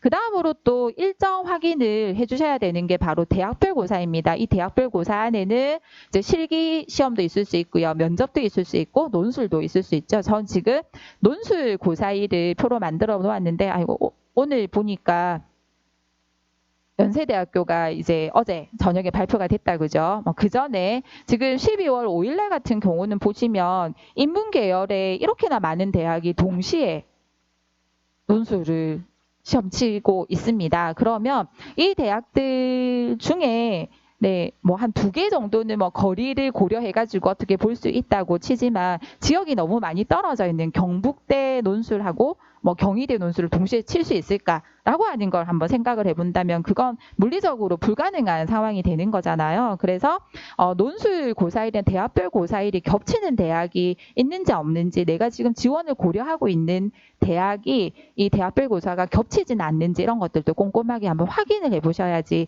한 장의 카드를 아깝게 놓치지 않을 수 있을 것 같고요. 그리고 올해 또 특이한 게 논술 전형 같은 경우에는 원래 작년까지는 경북대하고 부산대가 같은 날 논술 시험을 쳤었거든요. 그래서 주로 경북대가 오전에 인문이 치면 부산대는 오후에 인문이 시험을 친다든지 해서 부산하고 대구는 KTX로 뭐 1시간 정도면 가니까 2시간 정도 텀이면 충분히 부산에서 시험 치고 대구 가서 시험 치고 오고 뭐 이렇게 되더라고요. 근데 올해는 코로나 때문에 일정이 막 변경이 되면서 경북대학교가 부산대학교보다 일주일 먼저 이렇게 논술을 치는 것으로 변경이 이렇게 되었던 점이 다른 해의 논술 고사일하고는 조금 다른 부분이고요. 앞에서도 말씀드렸지만 연세대학교 수능 이전에 계획하고 있었지만 지금 코로나 상황 때문에 대교협에서 네, 승인을 받아가지고 날짜가 보니까 12월 7일에서 12월 8일 이틀 동안 나누어서 연세대 최저도 없고 그러니까 워낙 많은 학생들이 시험 응시를 할 거라고 예상을 하고 코로나 때문에 아마 이틀로 이렇게 잡은 것 같습니다. 그래서 12월 7일에서 12월 8일 사이 연세대학교가 있고 경기대도 수능 이전인데 수능 이후로 이렇게 연기를 했더라고요. 제가 애니메이션을 걸었는데 없어졌네요. 경기대학교는 12월 20일 일요일 날에 네, 논술 시험을 치는 걸로 일정이 변경되었습니다. 앞으로도 그런 일정들은 이제 변경될 가능성이 지금 있는 것 같고요. 아까 앞에서도 말씀드렸지만 대교협 차원에서 9월 중순까지는 그걸 다 정리를 해서 한꺼번에 어디가 사이트에 이렇게 게시를 해주겠다고 했으니까 그때 반드시 확인해가지고 혹시 또 다른 변경이 있지는 않은지 이런 것들 확인 반드시 해야 될 것 같습니다.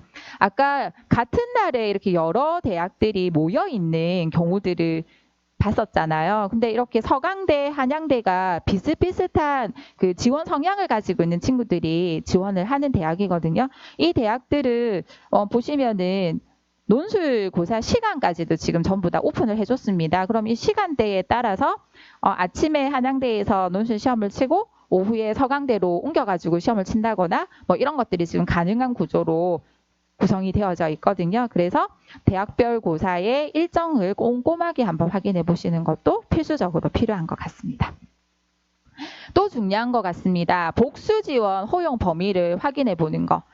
일반적으로는 하나의 전형에서는 하나의 모집 단위에만 지원 가능하다라고 하는 게 대부분의 대학에서 얘기하고 있는 부분인데요. 이 전형들 여러 개의 전형 중에서 최대 몇 개까지 복수 지원 가능한가라고 하는 것 역시 대학마다 다르기 때문에 지금 보시는 건 부산대학교입니다. 부산대학교가 작년에는 3번까지 최대 4회까지 복수 지원이 허용이 되었는데 올해는 최대 4회까지 그리고 부산대학교는 작년에 같은 경우는 학생부 교과, 학생부 종합 그리고 논술 3개의 전형 중에서 하나씩에서 최대 3회 라고 얘기했었는데 보시면 아시다시피 올해는 학생부 일반 교과, 학생부 지역 인재 전형, 이 교과 전형 2가지도 동시에 지원할 수 있도록 문을 조금 더 열어놓은 상황인 걸 아실 수가 있을 것 같습니다. 서울 지역의 고려대학교 같은 경우는 어떤가 하고 보니까 작년 같은 경우는 고려대학교가 이 학교 추천 전형이랑 일반 전형을 동시에 못 쓰게 막아놨었거든요. 근데 올해는 이제 전형 구조가 이렇게 바뀌면서 학교 추천하고 일반 전형의 학업 우수형은 동시에 지원하지 못하지만 일반 전형의 계열 적합형은 동시에 지원할 수 있도록 이렇게 구조를 그 복수 지원 허용 범위의 구조를 조금 다르게 구성하고 있는 걸 볼 수가 있고요. 그러면 부산대학교는 4개까지 가능했고 고려대학교도 올해 조금 마음의 문을 열어서 4개까지 5개네요. 까지 가능하니까 이게 대학의 뭐 좋은 대학일수록 적게 허용해주고 그런 거 아니야? 라고 생각할 수도 있지만 연세대 같은 경우에는 6개의 카드를 몽땅 연세대학교에 쓸 수도 있도록 이렇게 예전부터 구조가 되어져 있었고요. 우리 부산 지역의 대학 같은 경우에는 전형 일자가 겹치지 않는 이상 하나의 그러니까 모든 전형에 동시에 복수 지원할 수 있다라고 이야기를 하고 있기 때문에 아까 앞에서 보셨다시피 부경대학교의 교과 전형 2개 그리고 학생부 종합 전형 하나에서 3개까지도 지원하는 학생들이 많고 동아대학교의 학생부 교과 하나하고 종합 전형 2개 총 3개의 전형을 동시에 지원하는 학생들이 많이 생기고 있는 상황임을 여러분들께서도 확인해 주실 수 있을 것 같습니다.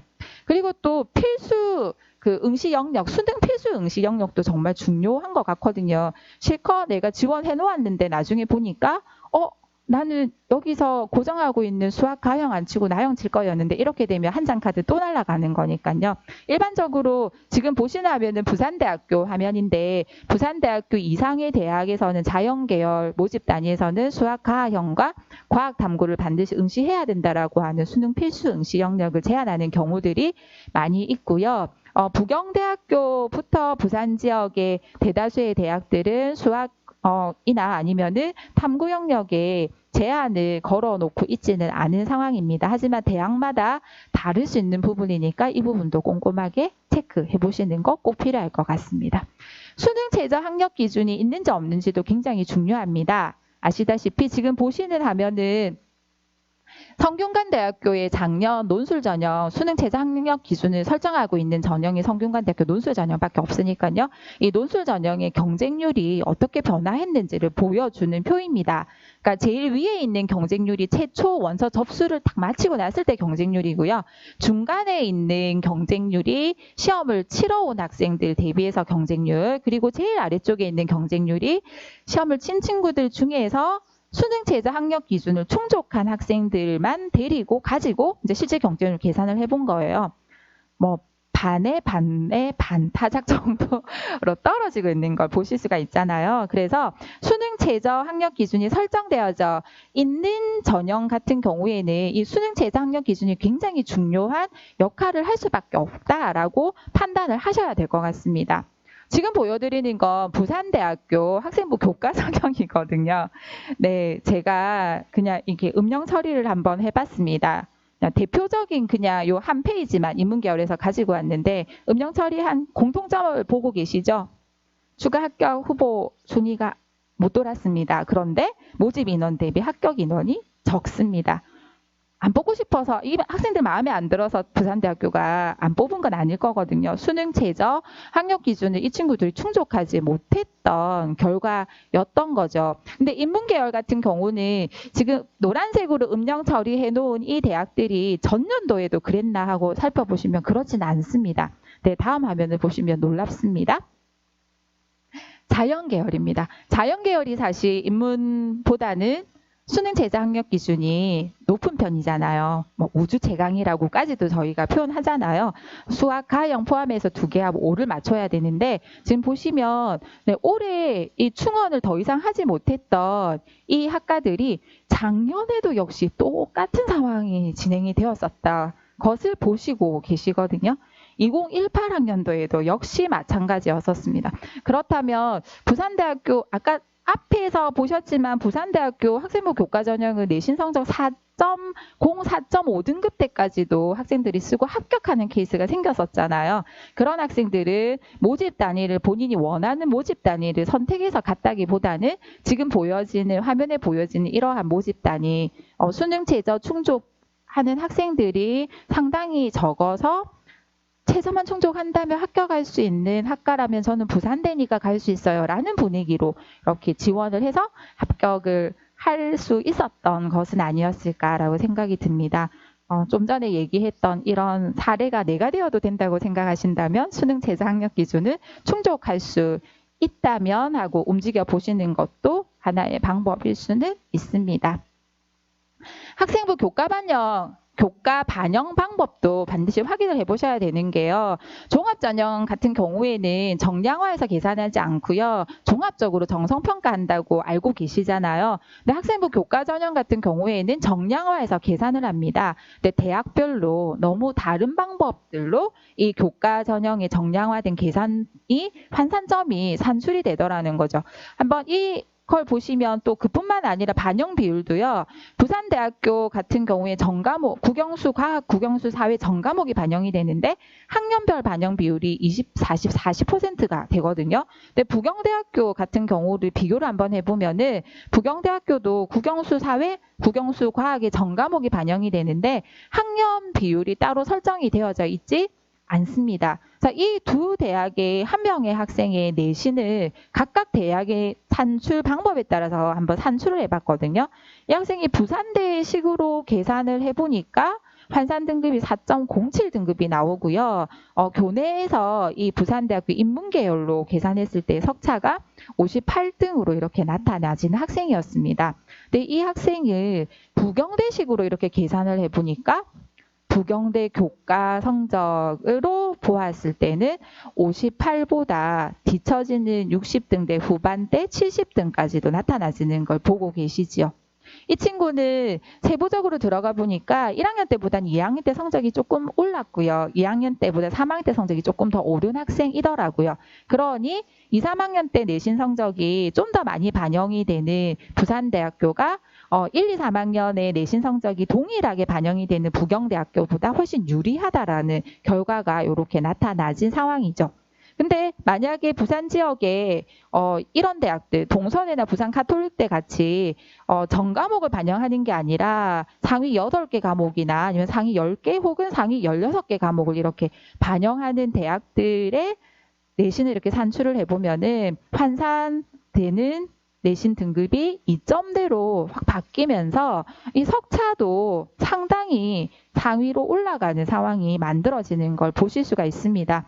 그렇다면 우리 아이 내신은 선생님, 저희 내신은 선생님, 우리 아이의 내신은 몇 등급인데요? 라고 말씀을 하시는 게 전체적인 교과 성적의 내신을 가지고 말씀을 하시는데 이 학생부 교과 전형을 염두에 두고 생각하실 때는 반드시 대학에서 산출하는 방법으로 계산되어진 내신 성적을 가지고 그 대학의 학생부 교과 전형을 지원을 한다면 이게 합격까지 갈 수 있을 것인가 아닌가를 판단하셔야 된다는 점. 그래서 반드시 대학별로 교과 반영 방법에 대해서도 관심을 가져주셔야지 될 것 같습니다. 근데 이 대학별로 이 내신을 그러면 일일이 내가 계산해야 돼요? 라고 학생들도 묻거든요. 근데 학생들이 일일이 계산 안 해도 됩니다. 어디가 사이트에 본인의 성적을 다 입력을 해주시면 거기서 대학별로 산출되기도 하고요. 저희 다음 주에 아까 오늘 발송했다고 하시는 것 같은데요.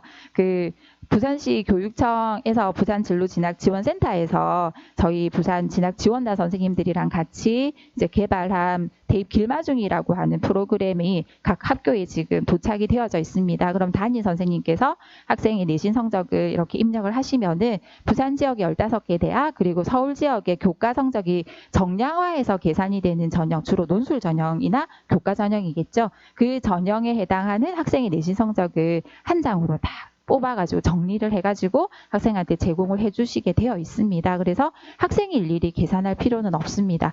학생부 교과 전형을 지원을 하려고 할 때에는 대학별로 계산된 내신 성적이 중요하다라고 하는 점을 잊지 않으시기만 하면 될 것 같습니다. 네, 그리고 전형 요소 및 전형 방법에 대해서도 좀 관심을 가지고 보셔야 되는데요.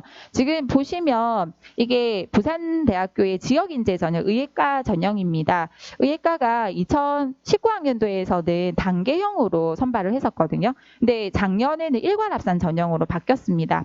이게 단계형으로 진행이 될 때하고 일괄합산으로 진행이 될 때 어떤 차이가 나는지를 단적으로 보실 수 있을 것 같아서 이 자료를 가지고 왔는데요. 보시면은 단계형으로 진행이 될 때는 40명 모집 정원을 다 채우지도 못했습니다. 왜냐하면 1단계로 학생들을 선발을 해놓았는데 그 선발했던 학생들 중에 상당수가 최저를 충족시키지 못했기 때문에. 그런데 작년에는 일괄합산으로 바뀌면서 수능 최저 학력 기준을 충족한 학생들을 전부 다 이렇게 합격자로 부를 수가 있었던 상황이었던 걸 보실 수가 있고요. 그래서 표준 편차까지 계산을 하면 거의 마지막으로 들어가는 학생의 내신은 뭐 큰 차이가 없다라고 생각하실지 모르겠지만 평균적인 내신도 비교를 한번 해보시면 일괄 합산 전형이 아무래도 단계형 전형보다는 이게 평균 내신이 조금 더 아래쪽으로 형성되고 있구나라는 걸 보실 수 있거든요. 그래서 단계형이냐 일괄 합산이냐라고 하는 걸 가지고도 내가 유리할까 불리할까 이런 것들을 고민해 보실 필요는 분명히 있지 않을까. 그래서 전형 방법에 대해서도 한번 눈여겨봐 주셨으면 하고 말씀을 드립니다.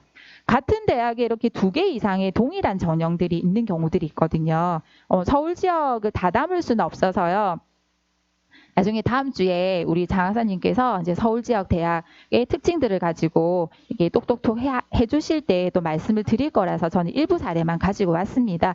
보시면 고려대학교에 일반 전형, 학생부 종합 전형으로 학우부 수형 있고 계열 적합형도 있는데 전형 방법에서 보면 2단계의 면접이 30% 들어가느냐 아니면 50% 들어가느냐의 차이도 있지만 더 큰 차이는 수능 최저 학력 기준이 있느냐 없느냐 라고 하는 게 더 큰 차이일 것 같습니다. 그리고 연세대학교 같은 경우에도 학생부 종합전형에 면접형도 있고요. 활동후 수형도 있고 국제형도 있거든요. 전형 방법의 차이 물론 있습니다만 그죠? 면접형은 서류 100이 아니고요. 교과를 40% 정량화해서 계산하게 되어져 있습니다. 그리고 올해는 앞에서도 말씀드렸지만 학교장 추천을 받은 학교의 3% 이내의 학생들만 지원을 하게 되어져 있죠. 그런 차이가 그런 지원 자격에 제한이 없는 활동후 수형하고의 가장 큰 차이점일 수 있을 것 같습니다. 그런데 면접형은 앞에서도 말씀드렸지만 작년에 260명의 학생을 선발을 했었는데 올해는 523명으로 정말 딱 2배가 되는 학생을 면접형으로 선발을 하고 있거든요. 그래서 혹시 최저가 없는 전형이고요. 그래서 학교 생활을 열심히 해왔던, 성실하게 해왔던 학생이라서 학교 추천을 받을 수 있는 상황이라면 인원수도 2배 이상 늘어났고 하기 때문에 연세대학교를 조금 더 상대적으로 수월하게 갈 수 있지는 않을까라고 살짝 고민을 한번 해보실 필요도 있을 것 같습니다. 중앙대학교 같은 경우에 다빈치형 인재하고 탐구형 인재 2가지가 있는데요. 이 2 전형은 서류 100으로 동일합니다. 수능 최저가 없는 것도 똑같이요. 근데 같은 대회 2개로 이렇게 생각하시면 안 될 수도 있으니까 이 전형끼리 비교가 이제 필요하다는 거죠. 그래서 보시면은 이게 입시 결과, 대학에서 발표한 입시 결과인데요. 다빈치형 인재 전형으로 합격하는 학생들의 분포하고요. 탐구형 인재 전형으로 합격하는 학생들의 분포를 비교를 한번 해보시면 느낌이 아마 팍 오시지 않을까요? 똑같이 서류 100이고 수능 최저가 없지만 다빈치형 면접도 없어졌습니다. 작년부터. 다빈치형 인재 전형 같은 경우에는 조금 더 고르게 학과 공부를 했던 학생들한테 조금 더 손을 더 많이 들어주는 분위기이고, 탐구형 인재 같은 경우에는 조금 더 한 분야에 집중적으로 탐구심을 발휘했던 친구들한테 조금 이렇게 해주는 것 같아라고 하는 느낌을 분명히 입결을 가지고도 보실 수 있을 것 같습니다. 그래서 같은 대학이 2개 이상의 학생부 교과 전형이 운영이 된다거나 아니면 학생부 종합 전형이 2개 이상 이렇게 운영이 된다면 그 전형들끼리 비교를 한번 해보시는 건 필수적으로 필요한 일이라고 생각이 듭니다. 부산 지역 대학은 교과 전형이 절대적으로 많으니까요. 그래서 교과 전형의 상황을 지금 한번 보았는데, 보시면은 지금 빨간색으로 동그라미 했던 대학들이 대부분 다 100% 학생부 교과 전형을 운영하면서 단계형으로 면접을 보는 교과 전형도 같이 운영을 하고 있습니다. 즉 교과 전형이 2개 트랙으로 이렇게 진행이 된다는 거죠. 그리고 지금 연두색으로 네모칸을 이렇게 했던 요 대학들 같은 경우에는 100% 학생부 교과 성적만으로 선발을 하는 전형도 있지만 단계를 거치지 않고요. 원서를 낸 학생들한테 모두 면접의 기회를 주고 이렇게 일괄합산으로 진행하는 형태가 있다라고 하는 걸 보실 수가 있습니다. 그래서 이 대학들의 특징은 앞서서도 말씀을 드렸지만, 네, 대학의 이제 이름으로 네임밸류를 가지고 판단할 수 있는 대학은 아닐 수도 있습니다만, 조금 더 멀리 내다보는 해안을 발휘를 한번 해보고 내가 진짜 하고 싶은 게 뭔가 한번 생각을 해본다면, 교과 성적이 조금 부족해 보인다면 면접이 있는 전형을 적극적으로 한번 공략을 한번 해보는 것이 본인이 원하는 모집 단위 안에 진학을 해가지고 본인이 미래를 설계해 나갈 수 있는 이런 장점이 분명히 있을 거라는 생각이 들었습니다. 그리고 여기 부경대 같은 경우에는 동일하게 교과 90%의 추석 10%를 반영하는 전형으로서 교과 성적 우수 인재 1과 2 두 가지 트랙을 교과 전형에서 운영을 하고 있고, 둘 다 중복해서 지원이 가능합니다.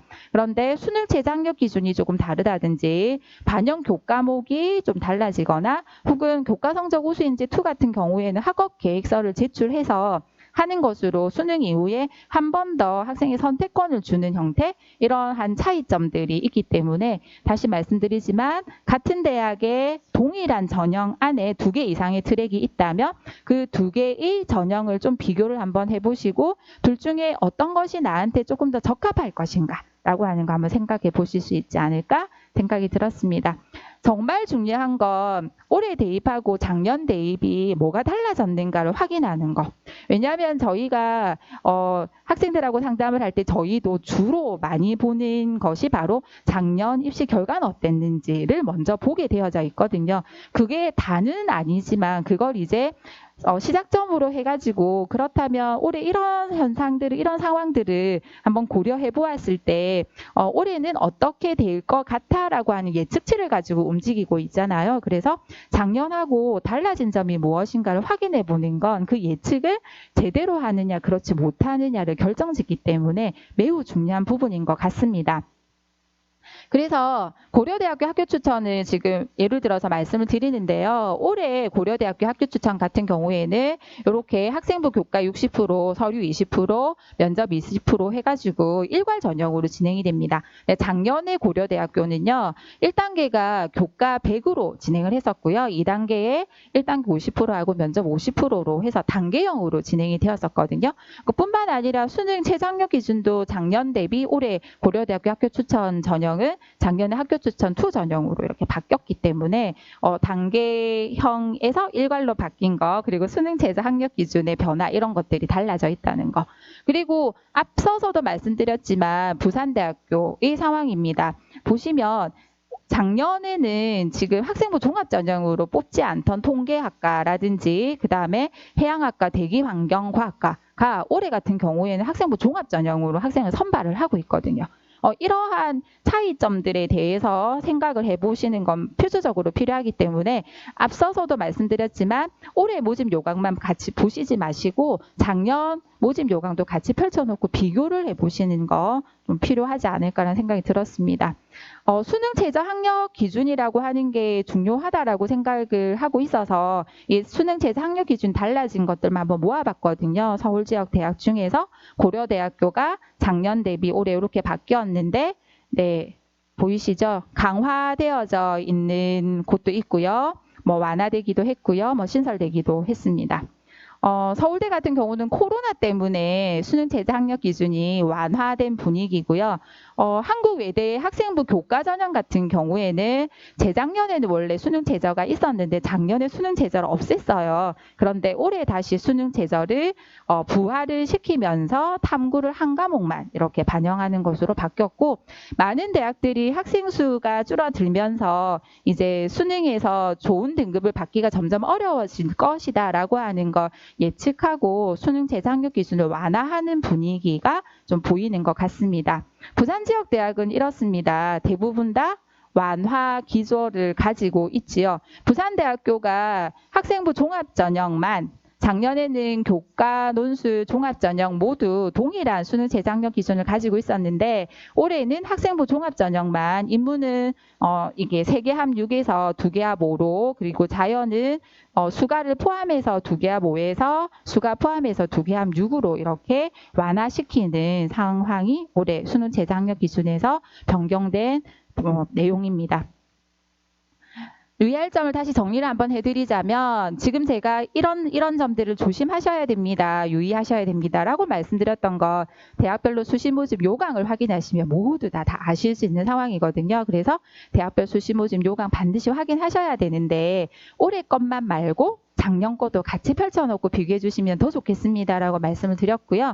그리고 학생의 내신 성적과 학생부만 가지고 수시 모집 지원을 고려하시는 게 아니라 수시 납치라고 하는 게 일어나서는 안 되기 때문에 모의고사의 성적을 잘 분석을 해가지고 적절한 분배가 이루어질 수 있도록 해야 된다는 점 다시 말씀드립니다. 그리고 무엇보다 수능 최저 학력 기준이 충족이 될 때 합격 가능성이 더 높아지는 전형이 더 많이 있습니다. 그리고 수시의 원서를 냈을 뿐인데 이미 대학에 합격한 것과 같은 착각을 학생들이 많이 하기도 하거든요. 아직까지 진짜 수능이 남아있다는 거, 그리고 수시에 내가 6장의 기회를 살려보려고 최선을 다해봤지만 혹시 아닐 수도 있다는 거, 그래서 정시가 아직 나한테는 남아있다는 점을 명심할 수 있는 분위기가 되어야지 될 것 같습니다. 참고 사이트 빠른 속도로 안내를 해드릴게요. 일단 입시 모집, 수시 모집 요강이라고 하는 거 확인을 하시려면 입학처 가시면 되잖아요. 그래서 입학처에 가시면은 인재상도 나오고요. 이런 학생부 종합전형 같은 경우는 올해 거의 대부분의 대학이 이렇게 가이드북을 내고 있거든요. 뿐만 아니라 전공하고 관련되어져 있는 가이드북도 많은 대학에서 지금 발간을 하고 있고요. 논술 같은 경우에도 우리 대학의 논술은 이런 식으로 준비하시면 됩니다라고 하는 정말 상세하고 친절한 이런 가이드북들 많이 나와 있습니다. 그리고 입학처에 지난 7월 달에 기사가 났던 건데요. 입학처의 전형 결과를 8월 초에 이렇게 학종에 대해서는 공개하라고 했는데 아직 많은 대학이 공개가 되어져 있지는 않더라고요. 좀 더 기다리면 나오지 않을까 싶은데, 이런 식으로 경희대학교는 옛날부터 이런 식으로 이제 공개를 해줬는데 앞으로 점점 많은 대학들이 지금과 같이 전체의 지원자, 합격자, 불합격자의 이런 자료들을 공개한다고 하니까 대학교 입학처는 자주 들어가 보시는 것이 좋지 않을까라고 생각이 듭니다. 그리고 어디가 사이트는 정말 많은 자료들을 가지고 있거든요. 그래서 지금 보시면 온라인 대입 상담도 가능하고요. 1600-1615번으로 전화 상담도 가능하시고요. 또 올해는 코로나 때문에 학생이나 학부모님들이 좀 많이 정보를 많이 얻지 못하는 것 때문에 대학별로 온라인 입학 상담도 어디가에서 이렇게 지원을 하고 있답니다. 뿐만 아니라 제가 더 놀라웠던 건 이거였습니다. 전형 평가 기준은 예전부터 담고 있었거든요. 근데 결과를 공개했다고 나와 있더라고요. 안에 들어가서 이렇게 내가 관심 있는 대학을 이렇게 입력을 해서 검색을 딱 하니까 학생부 종합전형이나 교과전형, 수능 위주 전형까지 전부 다 결과가 나와 있고요. 그래서 전형 결과를 탁 클릭을 했더니 학생부 종합전형 같은 경우에는 보시다시피 50% 컷 점수는 1.3 X 등급입니다. 70% 컷 점수는 뭐 1.4X 등급입니다. 이런 정도로 뭐 표준 편차라도 좀 해주지 뭐 이런 기분이 좀 들기는 하지만 조금 아쉽기는 하지만 그래도 예전에 하나도 공개되지 않을 때보다는 이런 자료들을 보실 수가 있고요. 정시 같은 경우는 들어가 보니까 100분위 점수가 합격자들의 100분위 점수가 이렇게 공개되어져 있더라고요. 그래서 대입정보 포털 어디가를 요소마다 잘 활용을 하시면은 굉장히 귀중한 자료들을 많이 얻으실 수 있을 것 같습니다. 그리고 여기 부산 진로 진학 지원센터 홈페이지에서도 많은 정보 얻으실 수 있고요. 여기 계시는 대입전가님께서 상담도 진행해 주고 계시니까 활용하시면 될 것 같고요. 저희 부산의 부산 진학 길맞춤 밴드 부모님들께서 많이 사용하고 계시잖아요. 여기 이제 들어오셔가지고 궁금한 거 질문 올리시면 저희 상담 교사 선생님께서 성심성의껏 답변을 해주고 계시니까 이 밴드를 적극적으로 활용하시면은 또 궁금증을 해결하실 수 있을 것 같습니다. 제가 꼭 드리고 싶은 말씀은 여기에 있습니다. 학교에서 학생들이나 혹은 학부모님들께서 학교 선생님이랑 상담을 이렇게 진행을 하시면 주로 많이 보게 되는 프로그램이 대교육 대의상담 프로그램입니다.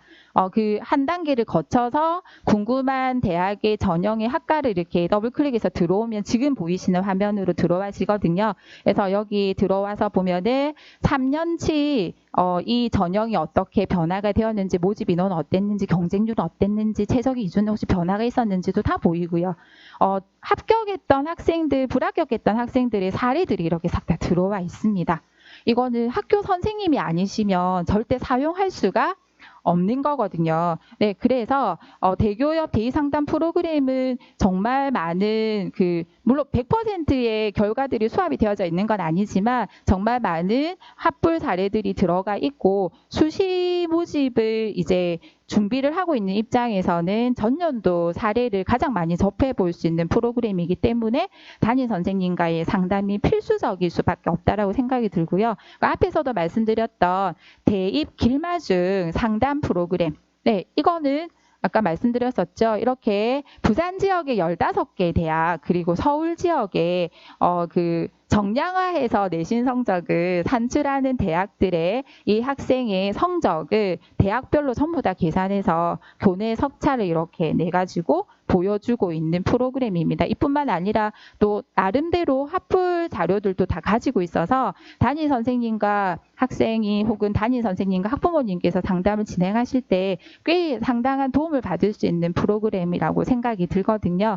그래서 학교의 담임 선생님하고 많은 상담을 통해 가지고 우리 학생이 우리 아이가 진학을 하기 더 좋은 전형이 어떤 쪽인지 이런 것들을 결정하시는데 도움을 받으셨으면 좋겠습니다. 그래서 가장 좋은 상담자가 담임 선생님이시라는 사실을 잊지 마시고 충분히 활용을 하시면 좋을 것 같습니다. 오늘 제가 준비한 내용은 여기까지입니다. 저는 아까 서두에 말씀드렸던 것처럼 오늘은 학생 여러분이나 아니면 학부모님들께 수시 모집을 지원을 우리가 고려를 할 때 어떤 점에 유의해서 보시는 게 좋습니다라고 하는 그러니까 큰 틀을 말씀을 드렸다고 생각하시면 될 것 같고요. 이제 세부적으로 들어가서 서울 지역의 대학이나 부산 지역의 대학별로 어떤 전형이 있어서 그 전형의 특징은 무엇이고 지원을 한다면 어떻게 하는 게 더 좋을까 이런 게 또 궁금하실 거거든요. 그런 부분에 대해서는 이제 다음 주 수요일부터 9월 한 달 동안 매주 수요일에 우리 장학사님께서 설명을 해주시기로 되어져 있으니까 다음 주 수요일부터 시간을 내셔서 같이 참여를 해보신다면 더 많은 정보를 얻으실 수 있을 것 같습니다. 네, 긴 시간 동안 같이 해주셔서 감사합니다. 감사합니다.